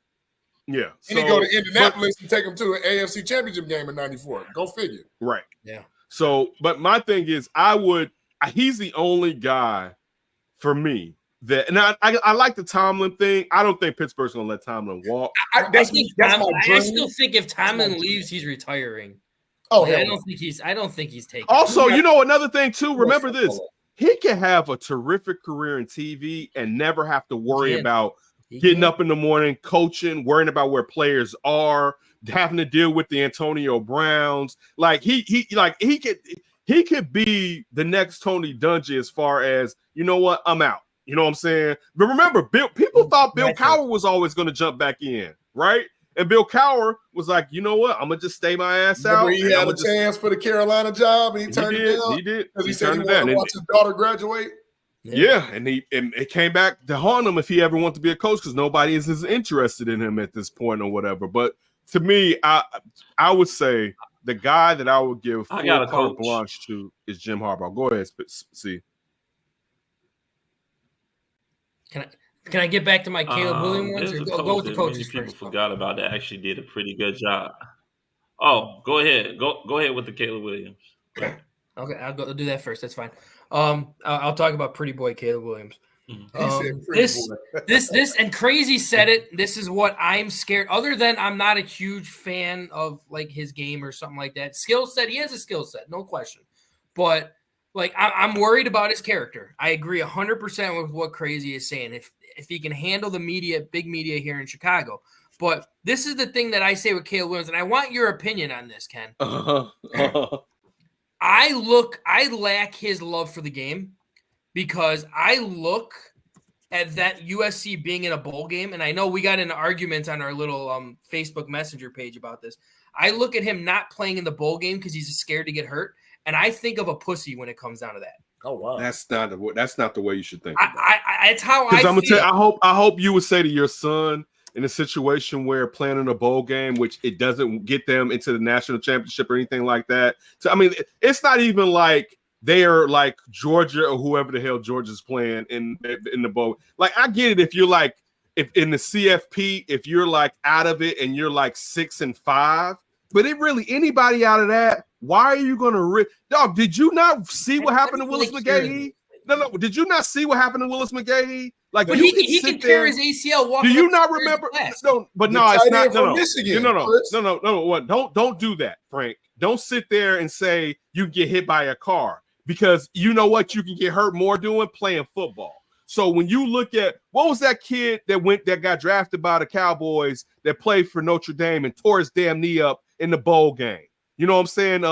He was there, but he was just there 2 or 3 years ago. Fast, can't remember his name, but tore his damn knee up. No, if it's a meaningless bowl game, I don't care if didn't Christian McCaffrey not play in a bowl game? Am I not right? And guess what? Isn't Christian McCaffrey probably the best running back in the NFL? I can't think of the tight end. Jake Butt? I don't remember. I don't want to lie, JB. But also sometimes because I feel like this too. Yeah. Thank you, Keith. Jalen Smith. Jalen Smith is the linebacker from ND. I'm gonna tell my dog. Rip shredded. He dog, he's not drafted. It affected his NFL. He got drafted by the Jaguars, I think.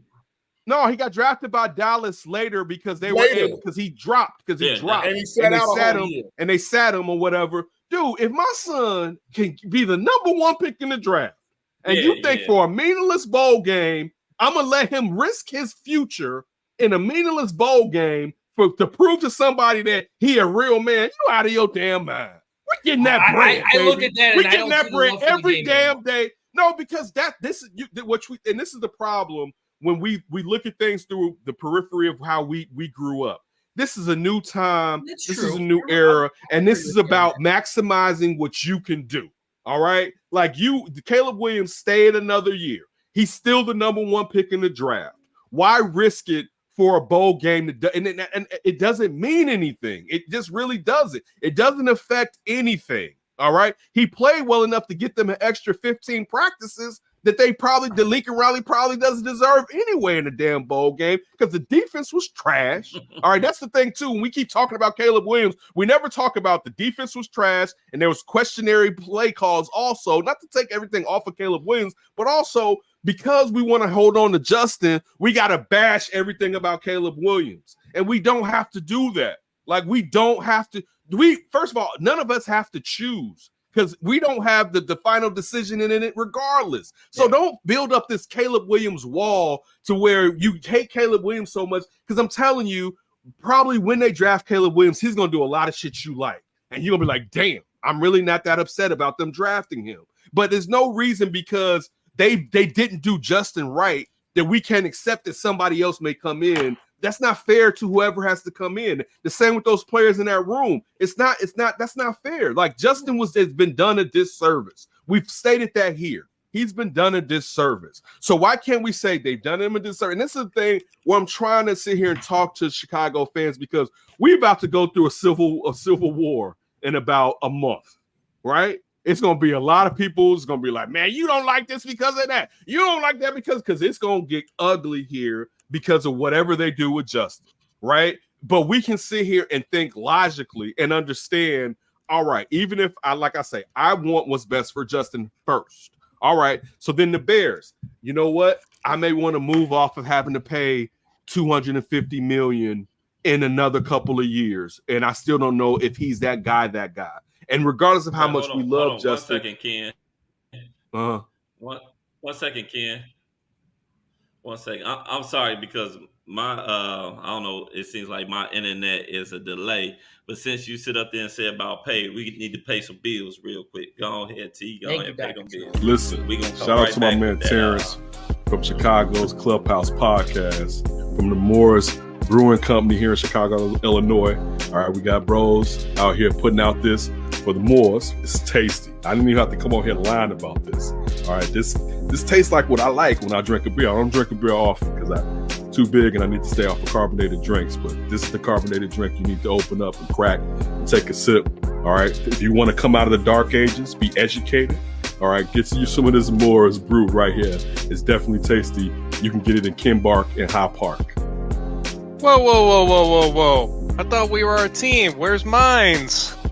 And when are we getting in Tempe, Arizona? I guess we're going to have to find out, man. But everybody out there, for here in Chicago, go to Kenbark and pick you up some Moors.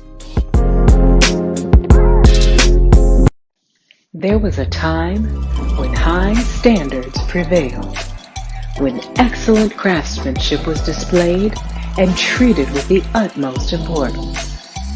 Acquire the crisp, refreshing taste of Moore's beer.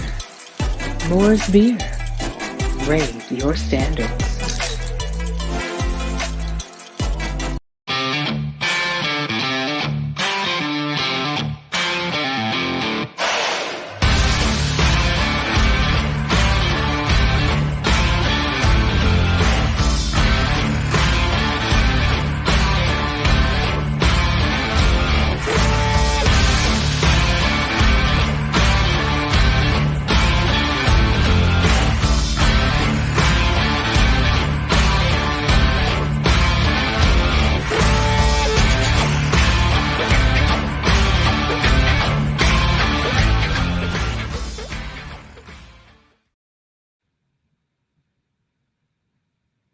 Remember, everybody, go out there and get yourself some Moore's beer. I'm not a drinker, so I never had it before. But I still nothing in the suburbs. I'm still waiting. And also, get still waiting. I still don't listen. First of all, I've only had a 4-pack that I had to wait 2 hours in the zone, for. Baby, and more. From Terrence Shady Ass. And Terrence, next time you better give me a week in advance to come on this show. I ain't coming. Your little trifling self. I'm able to see his face in the background with him laughing so damn hard. Trifling ass. It's all right. They brought me a 6-pack, but not telling me that everybody. You got a 6-pack. I got a 4-pack. Sorry, ain't no 6-pack, Frank. Okay, I'm about to say. Okay. Well, and also, let me say that wasn't no damn 6-pack, man. That was a 4. You don't have them in the Don't do that, Frank. Don't do that. It is tasty though. I'm gonna say it is tasty. I wasn't lying. It was really good. And I'm not an ale drinker. It's a tasty really beverage. I don't drink much. I don't drink many carbonated drinks, and I don't drink beer as much as I used to back in the days. But usually, if I'm drinking beer, I want something hoppish. Or I want to, I forgot what it's been that long, but that was a good beer. So I'll give a shout out to that. That was a good beer. Yeah, that was a very good beer.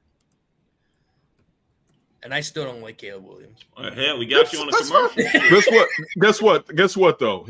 He's going to wow you when he comes here next year. How many quarterbacks have we been saying every single year that were supposed to be wowing us? That's a great point. And I could be wrong. Know. Frank, guess what, Frank? I could, but I'm going to tell you this. One, I don't know who said it. He does not play in a small market, y'all. He's at SC coming back. All right, and this isn't just media. I'm worried about his play. I think it depends on who you get to be the offensive play caller. But I mean, make that decision. It's the same thing you say with Fields. But this is the thing with Caleb Williams, and I know I have brought this up with JB numerous times. If you look at his stats and his records against top 25 college defenses, it's shit.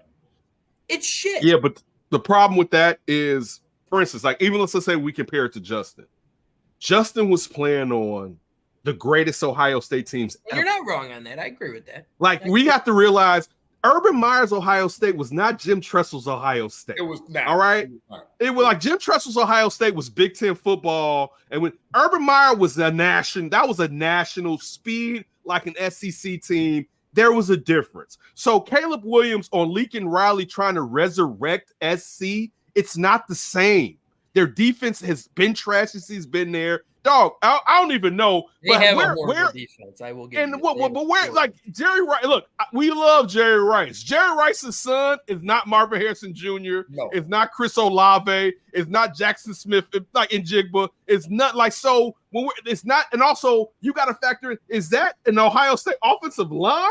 Like so, when we keep like, man, he's not playing on Pete Carroll's SC teams. That's not what Caleb Williams is playing on. So, like, we have to factor that in because we take snapshots of him because we feel the threat that he may replace someone that we love, and I understand that. But regardless, chances are they're going to replace someone that we love. So, what are we going to do next? And that's where we kind of got to get to where what you want probably won't happen, but it doesn't mean that there may not be fortune at the end of the rainbow. But also, and this is another thing, and I know that we don't want to hear it. It's not on Justin, but Justin being an incomplete project and knowing that you have to pay him. All right, because even that fifth-year option is not regular. That you're talking about close to $20, $25, $30 million. So you have to pay him after next season. And are you really willing to double down and say, for the foreseeable future, this is where I want to give $50 million annually? That's go ahead. I'm sure you say yeah. I'm sure. But look, but the thing with that is we can't sit here and talk about how they've held Justin back and he's not a finished project, and then say, well, we hope he will be, and that they should allocate those funds to him. You know what I'm saying? It's just I will say this to y'all as grown people, and it doesn't matter men or women in the household. There are things that damn, I got to allocate funds to this, and does it make sense or does it not?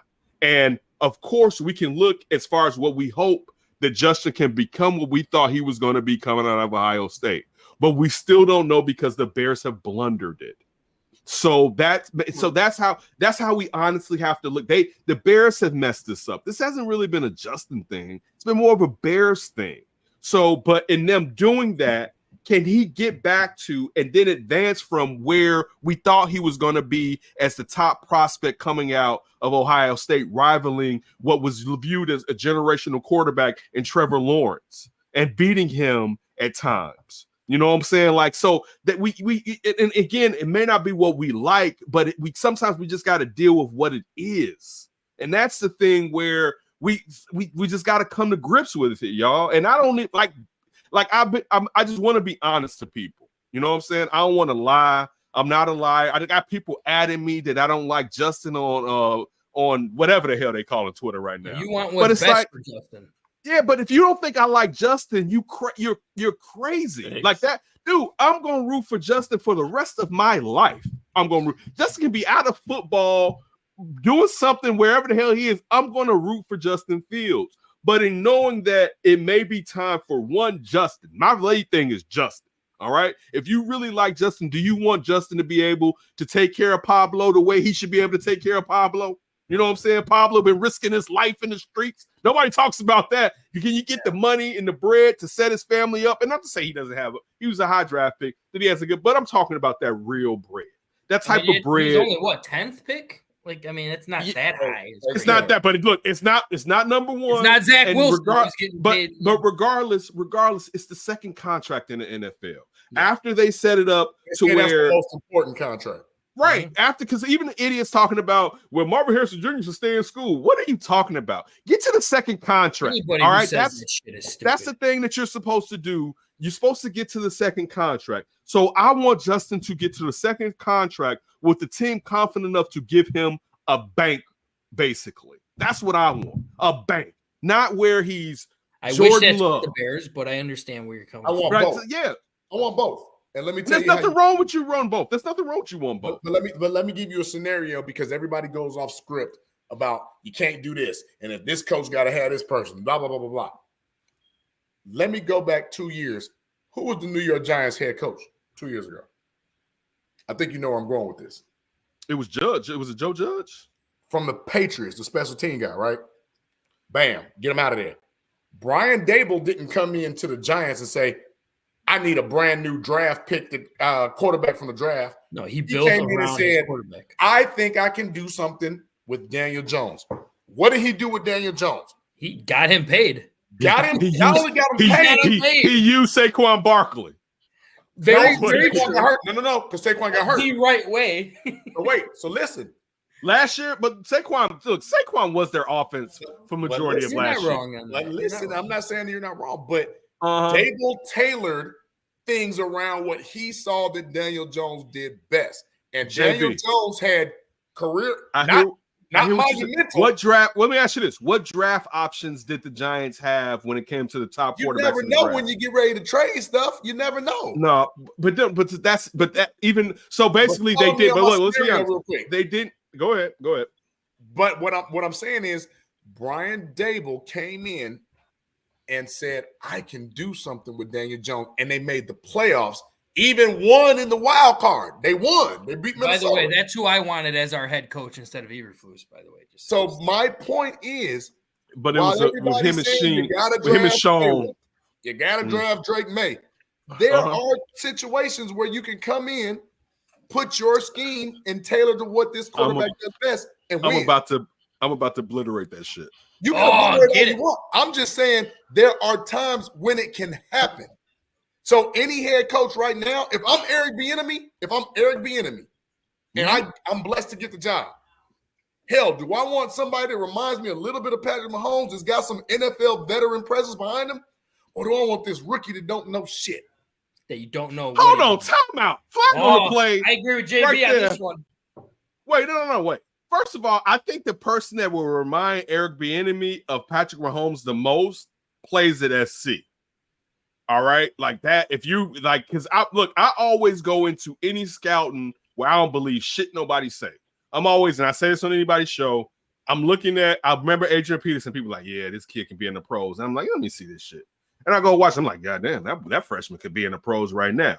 I remember here at home, this awkward kid from New York / Europe playing for Billy Donovan in Florida. But let me go watch him. I'm like, damn, this kid, him and Horford getting out on the break. Yes, I'm like, because but the point I'm making is I never go in where I'm rooting. I'm usually skeptical. So when people, first of all, I don't know if y'all, Baby Goat. First of all, when you talk about Patrick Mahomes, it's Baby Goat. I got Baby Goat. But when people start saying that Caleb Williams reminded them of Patrick Mahomes, do you know how that offended me?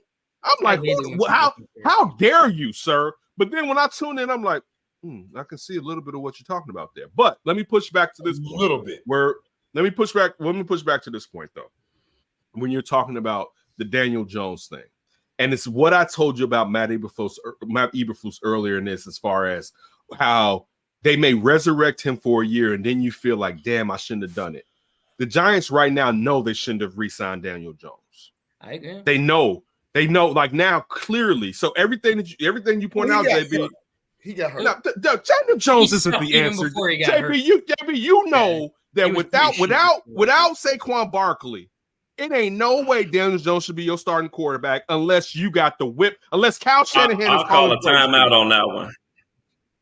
You know what? But you know what? I'll call a timeout on that one. You know what I do like? I like Justin with DJ. I like Justin with DJ and Marvin Harrison Jr. I like that a lot. I would love that. I'm not, but wait. That's not what we're talking about. We're talking about, wait. You, Chris, hold on a sec. We're talking about the fact that Daniel Jones this year, with Saquon being danged up, showed us that he was Daniel Jones and he's not the option.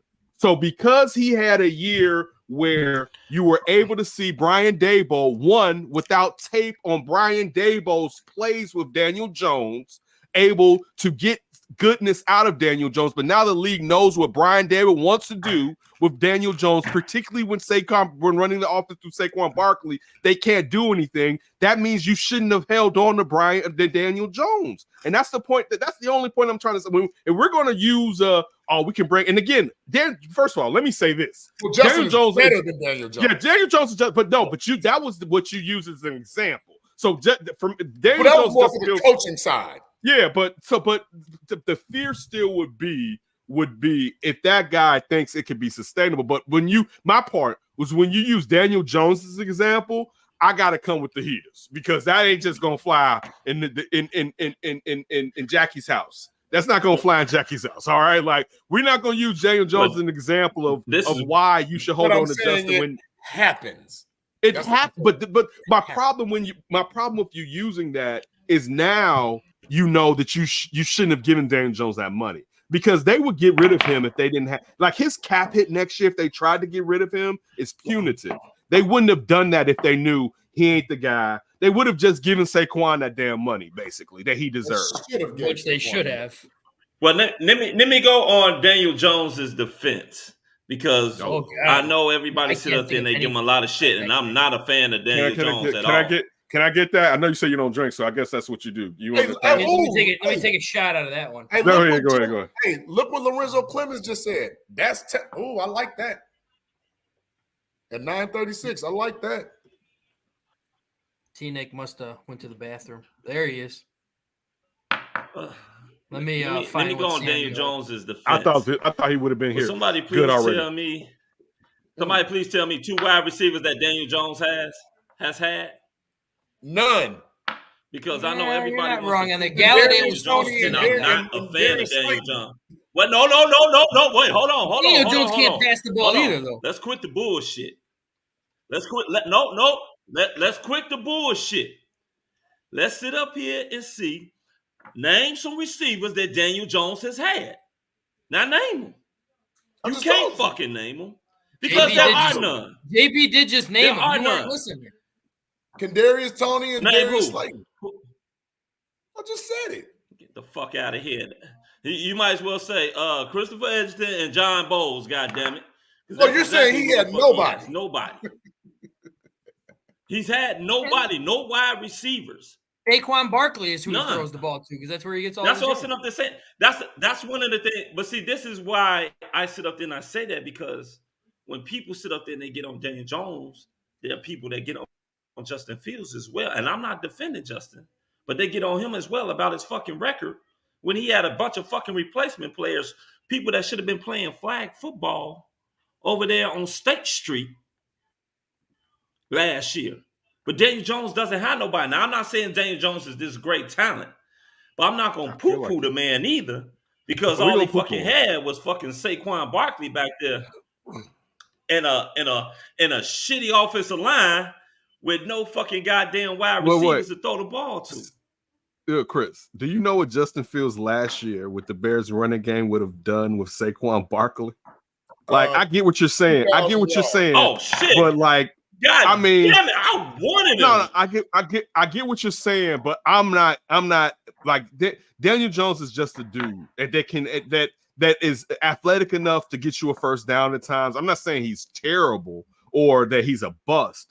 But like, I'm not even going to debate Daniel Jones. Plus, I thought y'all was going to talk some basketball too.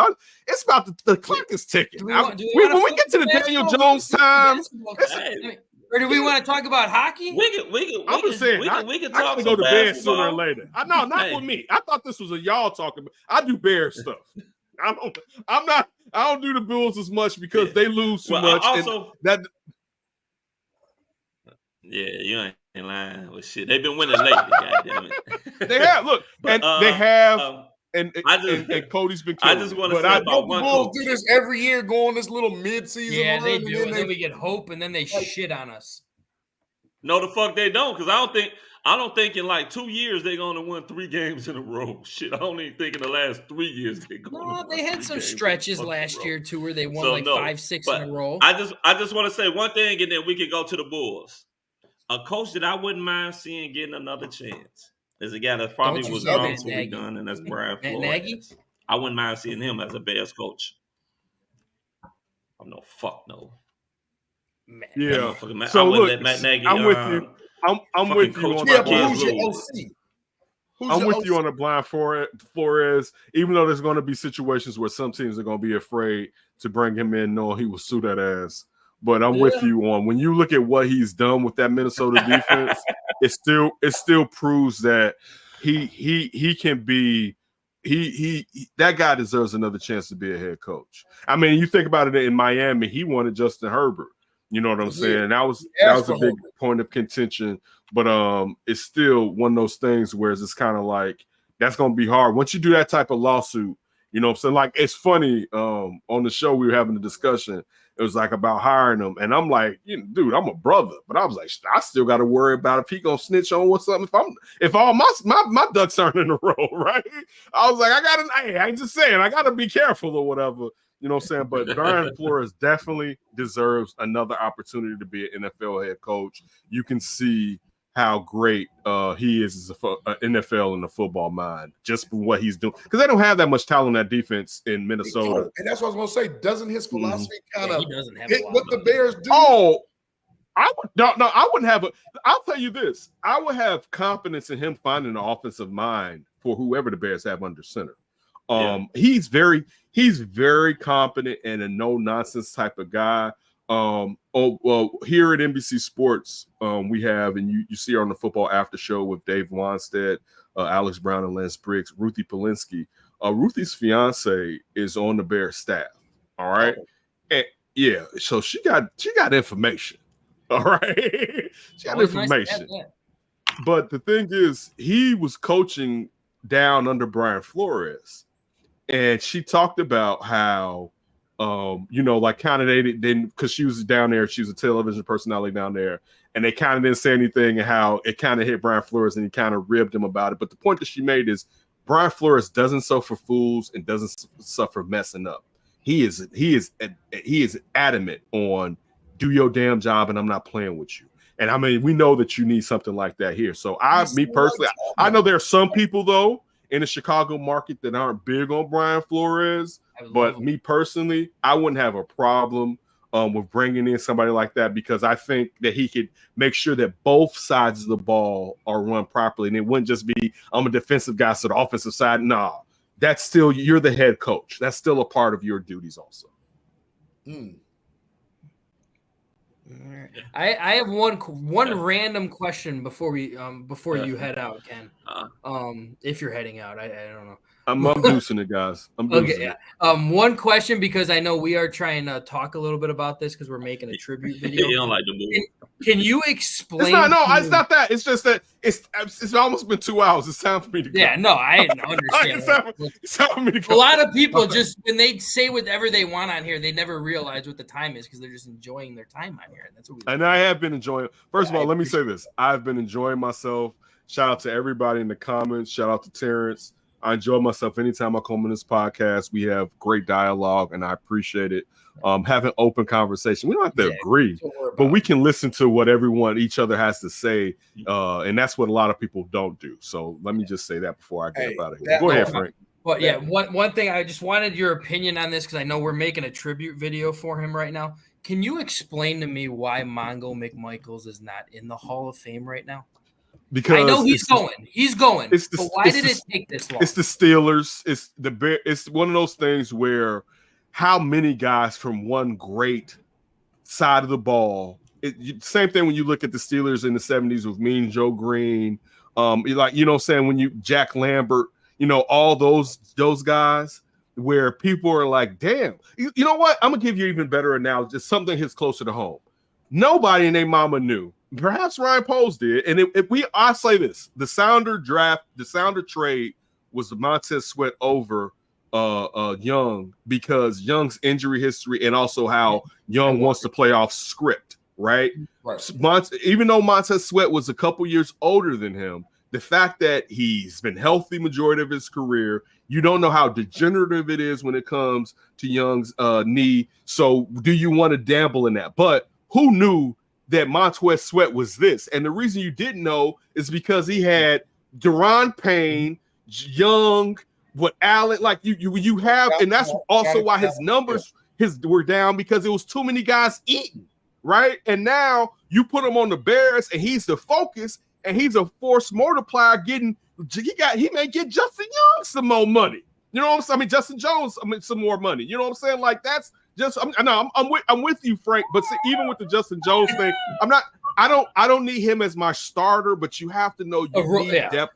You need depth rotation, guys. You need depth, and that's the problem with that's what the Bears, you have to go into building in depth and rotation. So like that's the thing when you're asking that about Mongo, it's because his number wise he should be in there, but it's because when you're talking about, you already put in Dan Hampton, you already put in Richard Dent, you already put in Samurai Mike. So it gets to the point where it's just like, damn, was this guy helping this guy? Was this guy helping? And that's unfortunately the reason why it took Mongo this long to finally get his just due and get added into the NFL Hall of Fame. But I mean, Mongo, and I always say this, I was not born around that time, which is sad because I still to this day have never seen the Bears win. But when it comes down to that, Mongo was so important for all those other people to be able to do what they do. The fact that it took him this long to get in, it's just depressing, because we always joke around. And as much as I agree with you, it is because of how many of those 85 Bears defensive players are in right now already.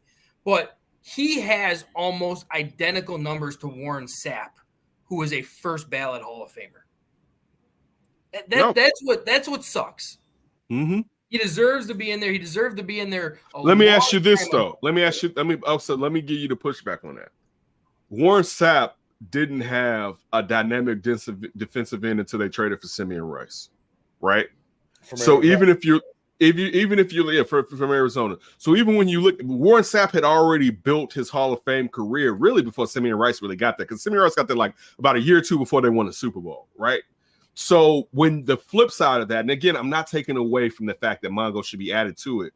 The flip side of that is that he played majority of his career with Dan Hampton and Richard Dent. Like that's really where, and along also goes with Samurai Mike. That's where, compared to Sapp, had enough time to distinguish himself as I'm that guy before even more parts. You already know you had Brooks, you had Lynch, but that was on different levels. Yeah. But even in the down linemen for the Bears, there were already. Yeah, Sapp was he there before Brooks? Remember, he was in the creamsicles. Brooks came, I want to say, either that draft or the draft later. Because they both of them may have been there before. So in interviewing Tony, Sapp was there before Dungy got there. You're right. He was there. Dungy said he wanted the Vikings to draft Sapp.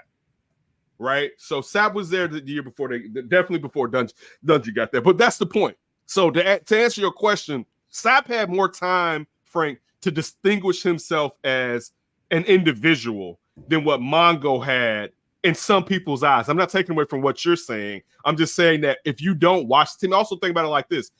Even though, and nobody will ever know that didn't grow up. You said you didn't see the 85 Bears. I was a very young kid. The 85 Bears were like the internet was out. Like that's how big they were. It was like the internet was out. How from Saturday Night Live to how everywhere, how big the 85 Bears were. It was like there has never really been, I don't know if there's ever been another team in my lifetime that was that, as far as the popularity that they had.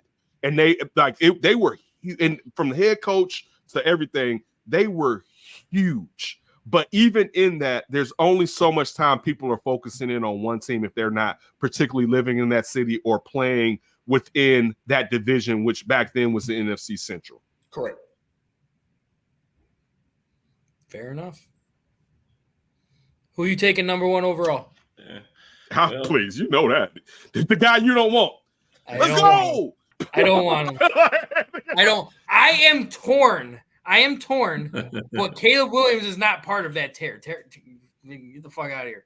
But again, like I said, I'm torn on if I am drafting Marvin Harrison Jr. with that number 1 overall pick, who has speed, who has great route running tree, who has great hands, because I am seeing what Mooney is doing. But at the same time, listening to you, Ken, I do actually agree with you. I feel Mooney's struggles do play on with horrible offensive play calling as well.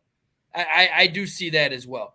But then at the same time, if I'm not drafting Marvin Harrison Jr., I'm taking a haul, and I'm going with that number 5 pick as of right now, and I'm drafting the best offensive tackle available, whether that's Penn State or whether that's Notre Dame's offensive tackle. This is going to be Fashanu. Listen, I wouldn't be mad if they took Marvin Harrison Jr. and this rings true, and it's changed the last 3 or 4 years. How many great receivers outside of Jerry Rice have won Super Bowls? Great receivers? I mean, the best have won Super Bowls, particularly when they were. But look, even I'm gonna say, I thought you said even then, we thought that Tyreek Hill was more of a product until he got out of there, and we was like, damn, it's him, right? We still thought he got Patrick Mahomes, Andy Reid, and he has Travis Kelce. He's just a speed guy who was a punt returner. Don't y'all remember back when Jalen Ramsey was like, "No, you're a return guy," and Tyreek Hill was running his ass all around. So even then, it was like Tyreek Hill was ascending, but he wasn't the guy.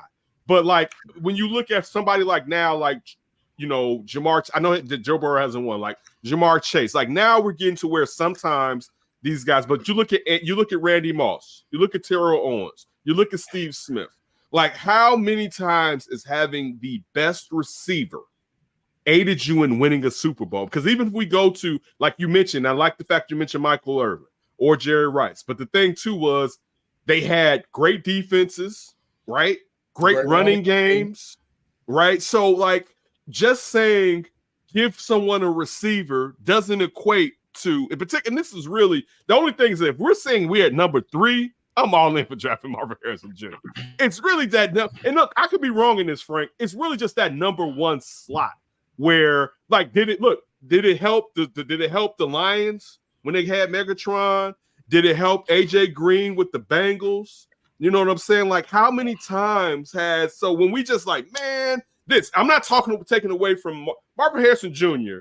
being a prodigy is ridiculous. He clearly at this point better than his daddy. All right, and his daddy was a Hall of Famer. His daddy was a bad man on and off the field. All right, if you look at Marvin, like yes, I know. I'm gonna stop. I'm not a snitch. Hey, car wash. Yeah, dude. Look into his father. Look into Marvin Harrison's the senior's dad, and his story is being one of the baddest MFers to walk the streets of Philadelphia. Yes. A man that you did not cross. All right. And Marvin Harrison's half-brother lived that life too. Like Marvin, boy, listen, the quiet ones, boy. But anyway, that's not the point of why we're here.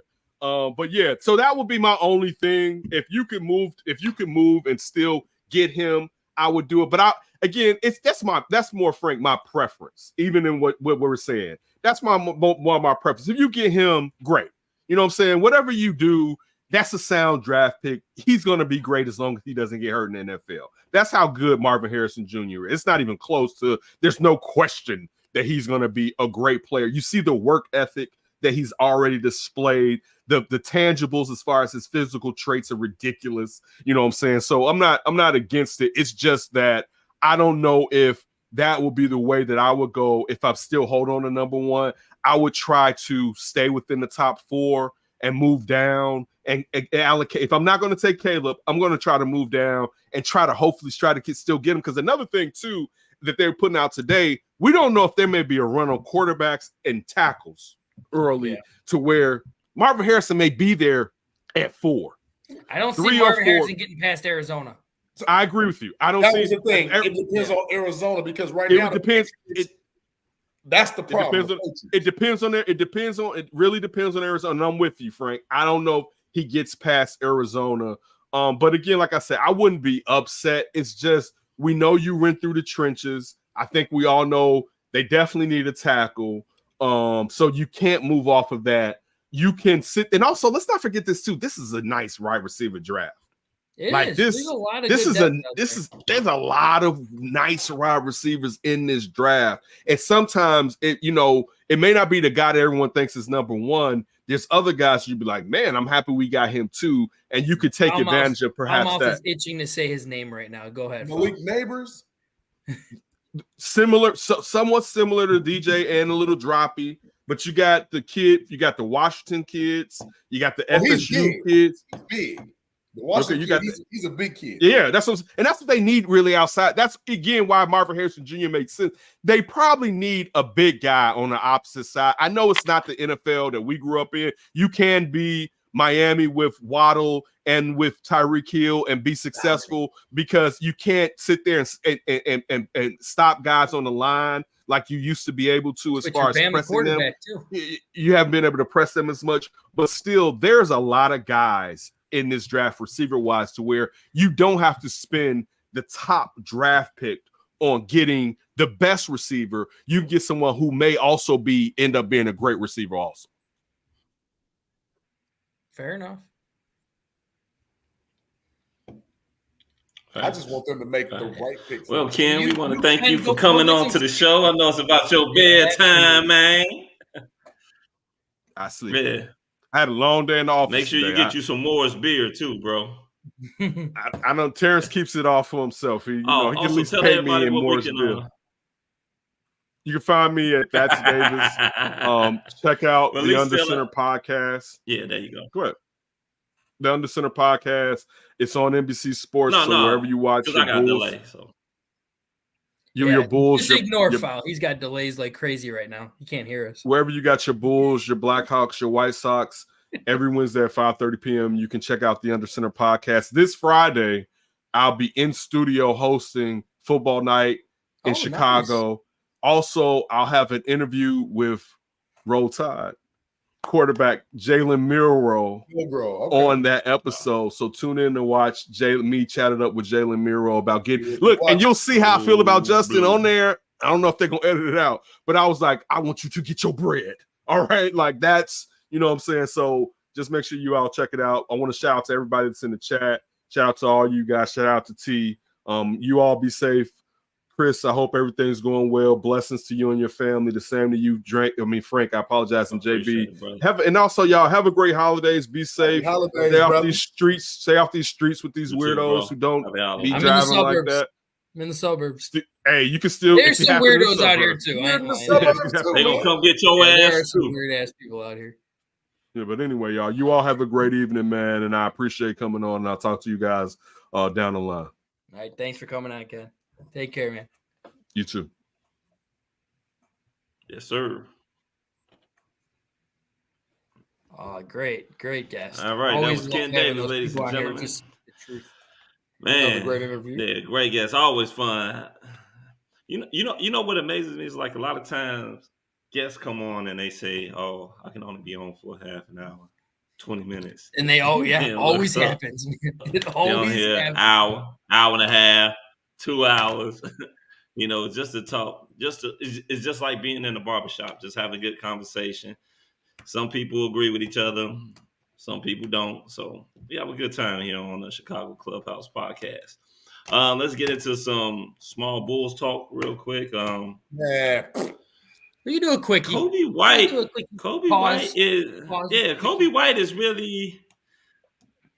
Kobe White is really stepping up for the Bulls. I mean, it was something that I did not see. The only thing I know that Kobe White was consistent of was being inconsistent. So he's been showing out these last couple games. Honestly, he has not been really doing this without Zach LaVine. He hasn't really been inconsistent really this whole year. He's been pretty consistent this year. He's had a few games. I'm talking about throughout his career. That's what he's been. Yeah, career, 100% agree with you. That's what always worked. Like he would go on a stretch where he would have 3 or 4 games where he hit like 5-6 straight 3-pointers in a row, and then all of a sudden go 10 games where he can't hit any. Like, and now he's proven, man. He's not turning the ball over. That's a big thing for him. He has found his game. He is confident in hitting his shots right now. When you are literally, I was talking to a big Bulls guy about this the other day, who he used to be on our show too. But he was telling me, he was like, the key thing is people don't realize Kobe White over these past like 9-10 games is putting up Russell Westbrook numbers in his prime. He's like averaging triple doubles almost. Like he's putting up 25 points a game while averaging 9 assists a game and getting 8 rebounds a game. Here's the thing, some good shit. He's starting now, and he doesn't have to look over his back. Yeah, because Jalen Carter is not taking his position. That we've seen this scenario before, but what I do fear, if you don't trade Zach right now, you can't keep him on. So we all know the foot injury is bull. Oh, absolutely. It's all just a hoax until he gets traded. But how soon can we say, okay, now we got that stretch? They beat Philly, which, it's been happening. But Billy Donovan does this year after year. He does. He always goes on stretches 10, 15 games where he looks really good. Then it bottoms out again. He don't even go that far. And that's what I'm wondering. Like, are we really that excited because they're winning without Zach? Last year they were winning without DeMar, and people were like, "Oh, trade DeMar, trade DeMar, trade DeMar." This is what they do. But we got this called trade deadline. Yeah. And before the trade deadline, if the Bulls don't make a move, guess what they're going to do? They're going to play Zach LaVine. Yeah, they will. Well, in the same I'll put it to you like this. I don't think that they're winning because Zach's not in. Tell you the truth, I think it seems like the ball is moving a lot, even though it still does stick when DeMar is out there. Well, the thing is this DeMar, also. He's passing too. You got to give DeMar props. Yeah, I mean, he's passing too. I mean, he's passing too. But also, you got to come in and you got to think about it like this too. They're hitting shots. You know what I'm saying? There you go. The Bulls are notoriously known for missing one of the worst three-point shooting teams in the league, and they're actually knocking down those shots. They're actually getting the ball down in the Vooch. Everybody been saying it for the last couple of years. The offense should run through Vooch. It seems like the offense is running better now through Vooch. And now them shots are opening. Them shots are falling. Yep. Guys are actually cutting to the rim. DeMar's passing a little bit, even though, come fourth quarter, he's still the fucking black hole. But he did hit a couple 3-pointers last game, though. But no, and I agree with you. I always kept saying there is no reason why this team can't run. And I always keep saying this to people who question me on it. I'm not comparing him to Jokic, people. I'm not. But there is no reason why we can't run an offensive system like Denver does. You can. With this team. You can, because Vooch can shoot. Vooch can pass. He's a willing passer. Put that ball down to him. Let people come on him. And if you're going to go one-on-one, I'm more than comfortable with Vooch going one-on-one in the post for people. And then you're going to open up wide open 3-pointers. That's what they've been doing since, unfortunately, Zach LaVine has been gone. 50% of the offense is getting run through Vooch. And it's just annoying that they're finally doing that now. We need to take the wait and see approach for the Bulls. 100%, yeah. Oh, I damn sure I am. I'm not. Right. We're not going to be overly elated. I want to question what Keith is saying on this. As much as I 100% agree with him, the problem is Billy Donovan's stupid ass system brings Vooch up to the 3-point line on these high pick screens. It's that pick. That's why he is not in the post.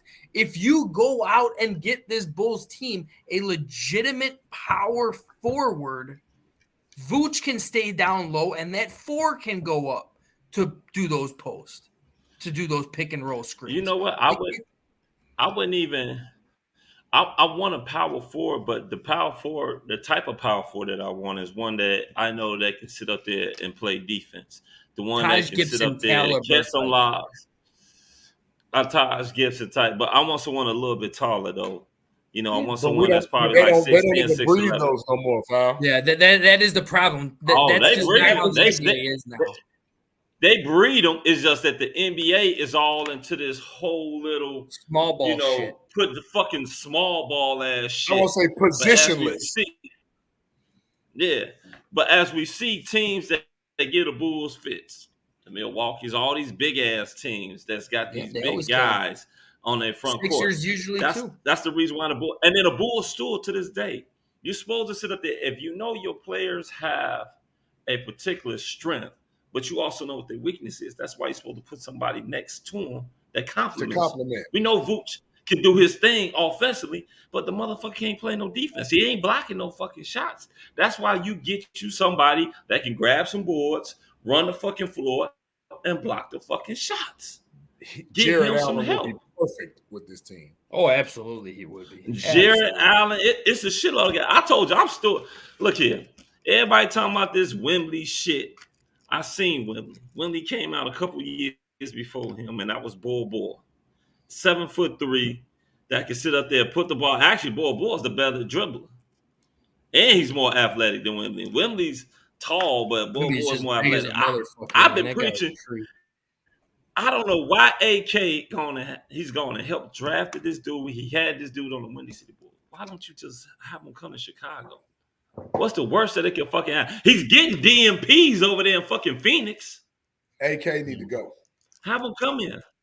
All of them. Oh yeah, I'll sell it. I still don't want. And it's like what JB. It's like what you said, man. Like they did this the last 2 years, where they went through a stretch of like 15 games where they looked so freaking good.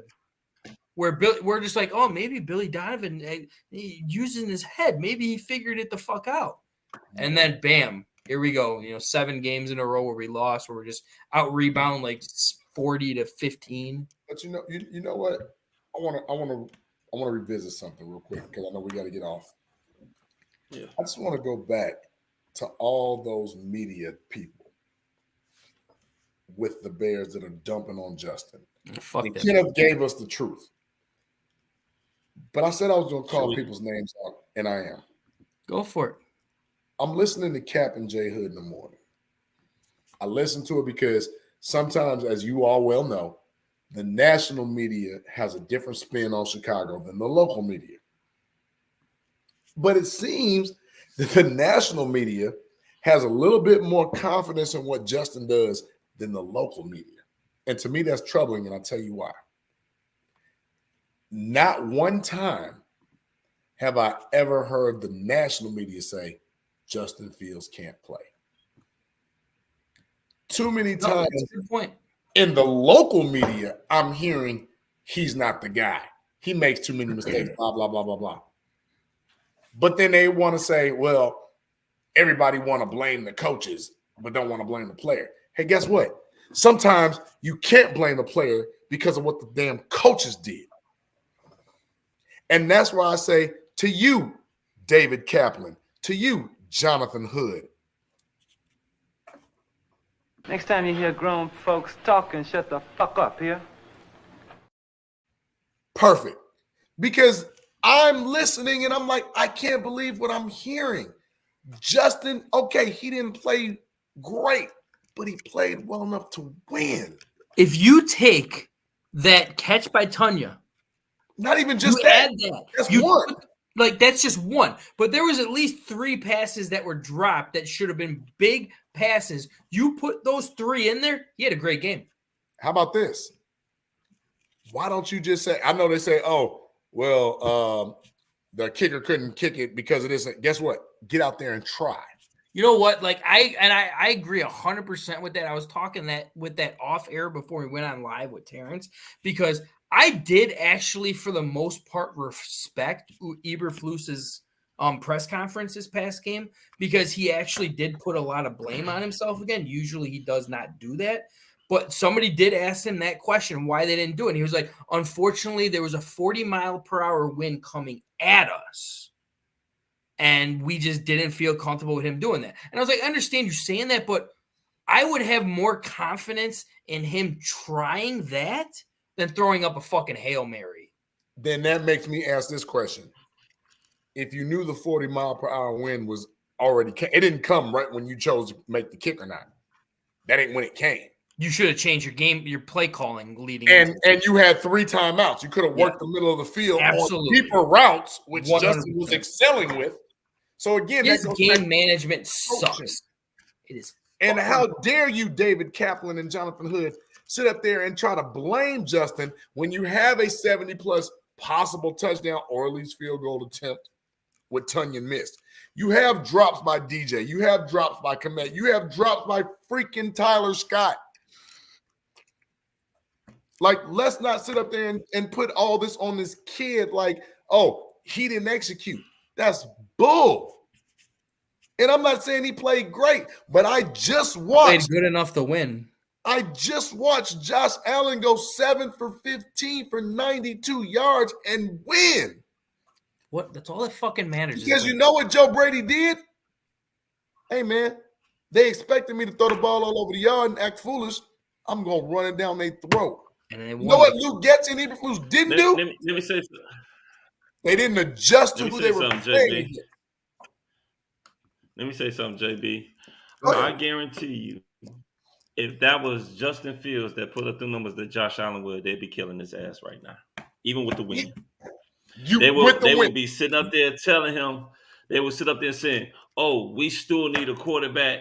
We need a quarterback that can sit up there and make all the throws, a quarterback that can sit in the pocket. Look here, let me tell you motherfuckers something. All right? He's not just a pocket quarterback. Trust me.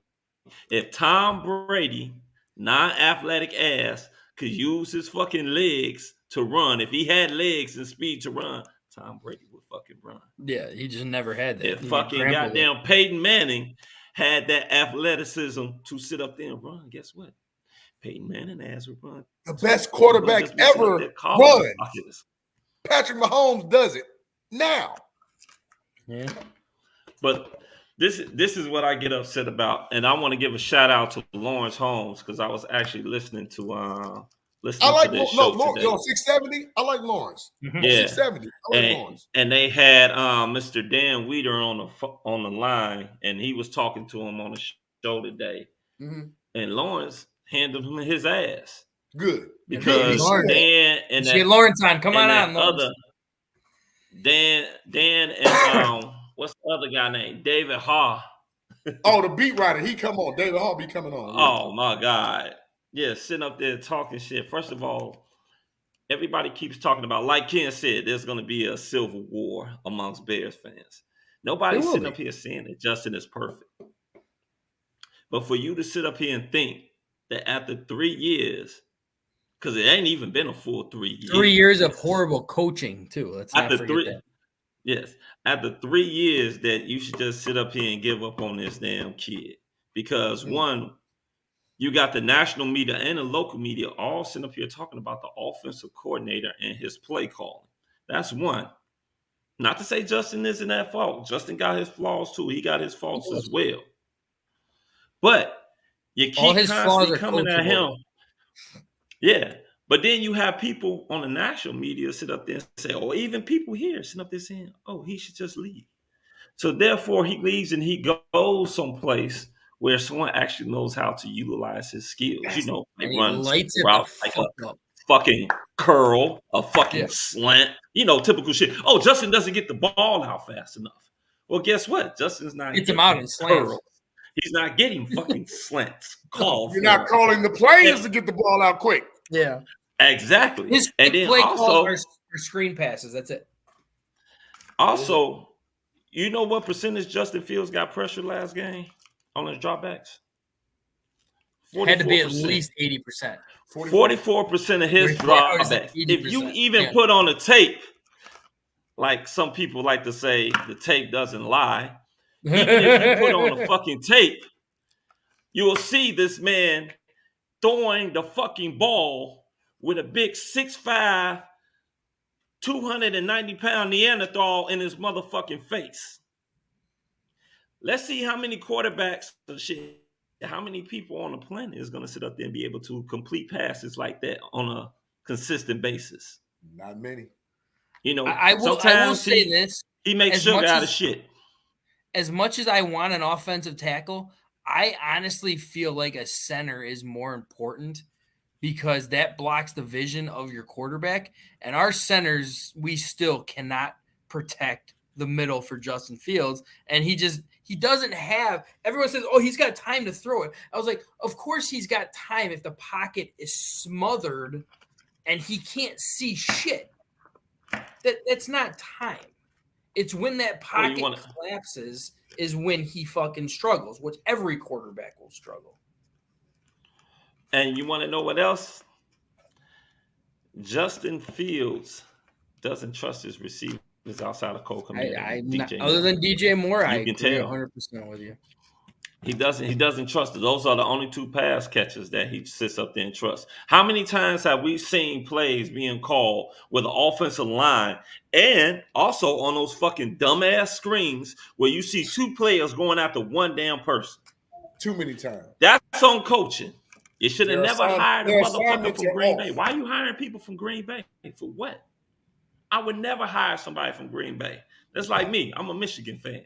That's like me going out and getting a fucking coach from Ohio State. And I'd much rather eat shit. Everyone's lighting me up.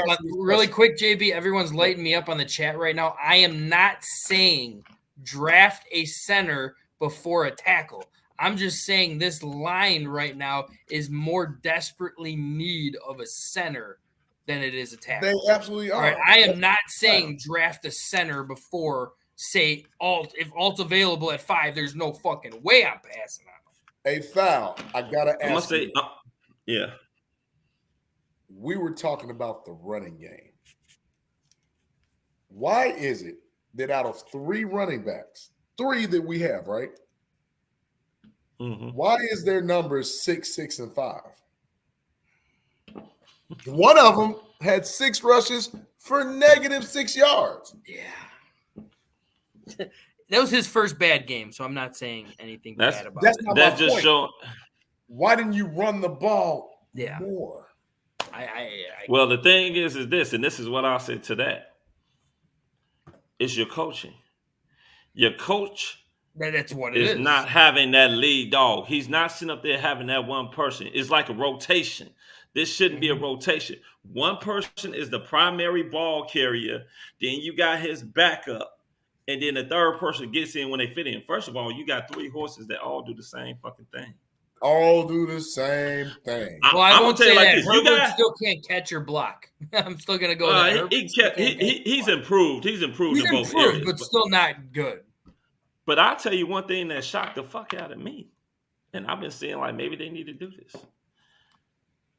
Velas, when that son bitch gets the ball, he is fucking fast.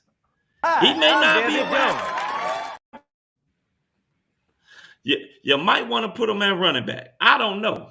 Because the fucker shoots out of fucking cannon. Yeah, Debo, you have nothing to lose right now. They lined him up in a fucking backfield, and if he didn't like a motherfucker fall down through that tackle, he was gone. I have to ask y'all this question. I have to. Cleveland's defense in a vacuum is equivalent to Dallas's defense. Very similar, right? Yeah, I'll give you that, yeah. Why is it that one running back had 25 carries for 179 yards for Buffalo against that I know where you're going with this. You damn right you know where I'm going. Yeah, I know where you're going with And my second question is, if you're a real offensive guru, why did they have 49 rushes overall to 15 passes? We had 40 passes to 20-something rushes. That, again, goes to coaching and not knowing who your opponent is. I have a follow-up with that too, JB, just to add to what you're saying. Do you realize that they didn't run the ball a lot? 100% agree with that. But more than 75% of the time, they ran the ball right at Myles fucking Garrett. Why? How'd that work out for you? Why? What the fuck are you thinking? Myles Garrett's over there. Okay, I'm going to adjust my play call to go that fucking way. I'm going to move my tight end over to that side then to block. Like, you're running at the best player that they have, wondering why your running game is not working. You have 3 turnovers in the defensive score. 3. You run the ball, you win the freaking game. But I digress, because you know what we're not going to do? We're not going to convince those jackasses that entertain us in the morning anything, but they have a big voice, and we know Hallis is listening. Well, maybe Hallis needs to listen to the little guy for a change. Yeah. That's what needs to happen. That's true. I'm going to say one last thing, and then we're going to go ahead and get to some shout-outs. I know about football, sometimes everything is about politics and egos and money. But I don't know, as a head coach, your job is to win games, put players in the best position to sit up there and win. For the life of me, I don't give a fuck we did pay him. Tevin Jenkins was killing on the right side with Darnell Wright. They were forming the bond. They had some continuity over there. The minute Davis came back, that right side went to shit. He should have said, fuck that. I pay your ass fucking $10 million to block, motherfucker. Go on the left side. At least on the right side, therefore, you got a side that you be like, all right, this is my strong side. When I need that fucking 1 yard, I got these 2 young horses over here, these 2 young bulls. I'm going to run that motherfucker right there every single fucking time. At least you have a strong side. At least you know exactly where you want to go with the football. I agree. Should have did that. Maybe when Tevin gets back, maybe that's what you can do. Now let's get into some shout-outs. The problem is, like, we're fucking couch potatoes, and we're saying this shit, and these fucking idiots don't realize it. Like, I 100% agree. You have a strong side. You utilize that strong side. When they start pushing all their people over to that strong side, then you run a misdirection scheme where you're going to break out for a lot of yardage. It's called utilizing the talent that you have on the fucking field. I don't fucking get it. You do get it. We hire some damn idiots. Well, I get that. Like, fuck. And they prove like they don't need a job. Shout-outs. They don't need to work in the NFL no more. On that note, we hired some damn idiots. On that note, let's get to some shout-outs. Go ahead, Frank. We can make these quick. All right. Shout out to my Blackhawks. They beat Colorado today. Stanley Cup contender. They're not having a good year, whatever. I mean, we're not expecting them to. They're in line for a top 3 draft pick again this year, and Connor Bedard is destroying all rookies in goal scoring, assists, pass, points, everything. So everything is going according to plan to rebuild around this kid. So huge shout out for them right now. Even though they're losing, I don't give a shit. I am still going to give a shout out Chicago Bulls. I'm giving my shout out to Kobe White. You know what? As much as I diss him, I'm giving my shout out to Patrick Williams, who's had a good last 3 games. You're still not worth 2 games. Sorry. You're still not worth fucking $20 million, especially when you're seeing what Kobe White's doing, making $12 million. So get that price dropped right now if you want to be here. Other than that, shout out to you guys. Foul, man, great having you back on. Happy that you're doing well, you're recovering and everything. Grogu, always happy to see you back on here as well, my man. T, who kept with his fucking, popping out facings on the screen and everything like that, like it was fucking Halloween or something like that. I don't know, but always a pleasure being on a Tuesday, dude. Love all you guys. It's on me. First of all, Foul, my brother, known you a long time. I'm glad you back. It ain't been the same without you, man. I'm glad you back. Shout out to Kenneth Davis. Great interview as always. Kenneth keeps it real. No matter his platform, no matter who signs the paycheck, he keeps it real. We appreciate that. We didn't get into predictions because I know we got a little off script. I'm going to go ahead and give mine real quick. Yeah, good call. Right now that we're out of contention, I don't think the Bears need to win. Let Arizona go on and win unless they draft position up. Let them go on and win. I would like to see the Bears compete, but ultimately I do not, and I'm on record. I do not want them to win. Now I'm going to get my top 10, Frank. Make sure I keep on pace. Crazy Ace, thank you for chiming in. We had a new guy, Spickens Productions. Thank you for chiming in. I believe that's 2. Dr. Truth. Dr. Truth always been coming in early lately, and I rock with Dr. Truth. We need to get him on. My brother from Another Bullet. Thank you for chiming in. I believe that's 3. Crooked Commish. Jeremy Bowman. That's 4 or 5. Mr. Quinn. I don't know who Mr. Quinn is, but Mr. Quinn is brand new. I'm sorry, Mr. Quinn 27. Let me say it right. Appreciate that. Thank you for chiming in. Trey Shy came back. He's one of our people. We appreciate you. That's the ability already know. As I'm scrolling, Jeff Hughes. Jeff Hughes is a new one. Thank you, Jeff, for chiming in. Always nice to see new faces, guys. Always good to see you. Like Sam, we already know. Thank you for chiming in. And I want to say I'm rounding it out. Yeah, 2 more. Well, we did. I'm going now. I'm only at 9 o'clock right now. So I'm well, that means it's a good day. Yeah, no. Always have a good day. Frank Marshall and Frank O'Dowd. That fucking guy. Hey, the twins. Hey, Randy B.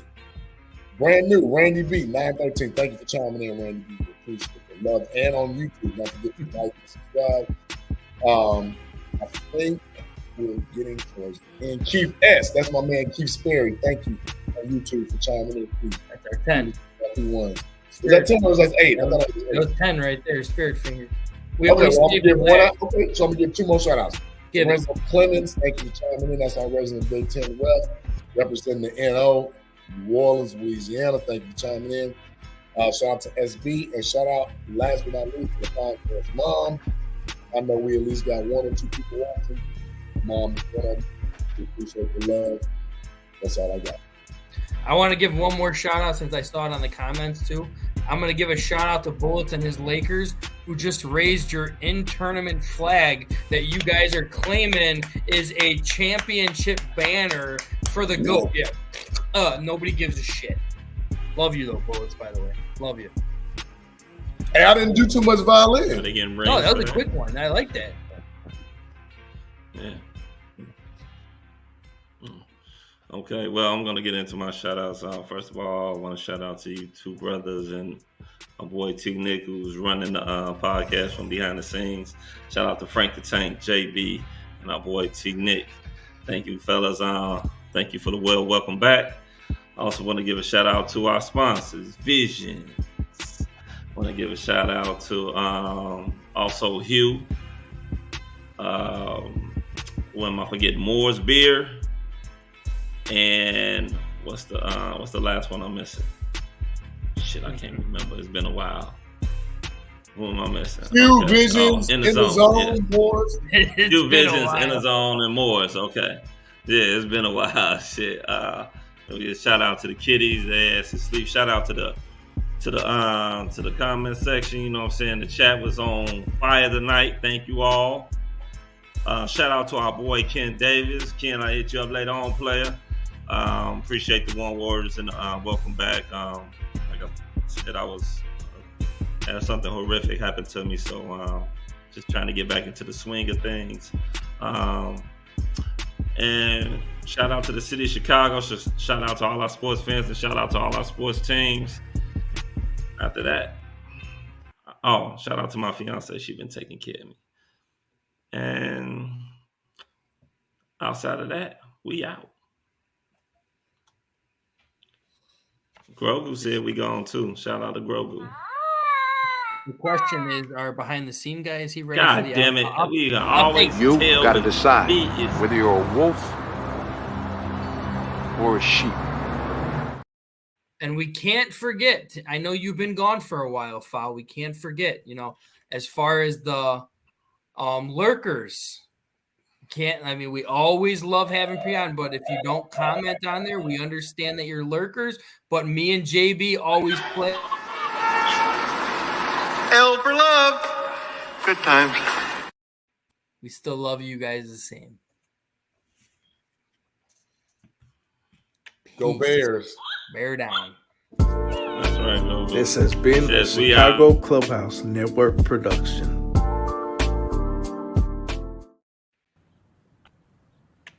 Oh, shit. You're still here. It's It's over. Go home. Good night, Eberflus and Getsy. I can't wait.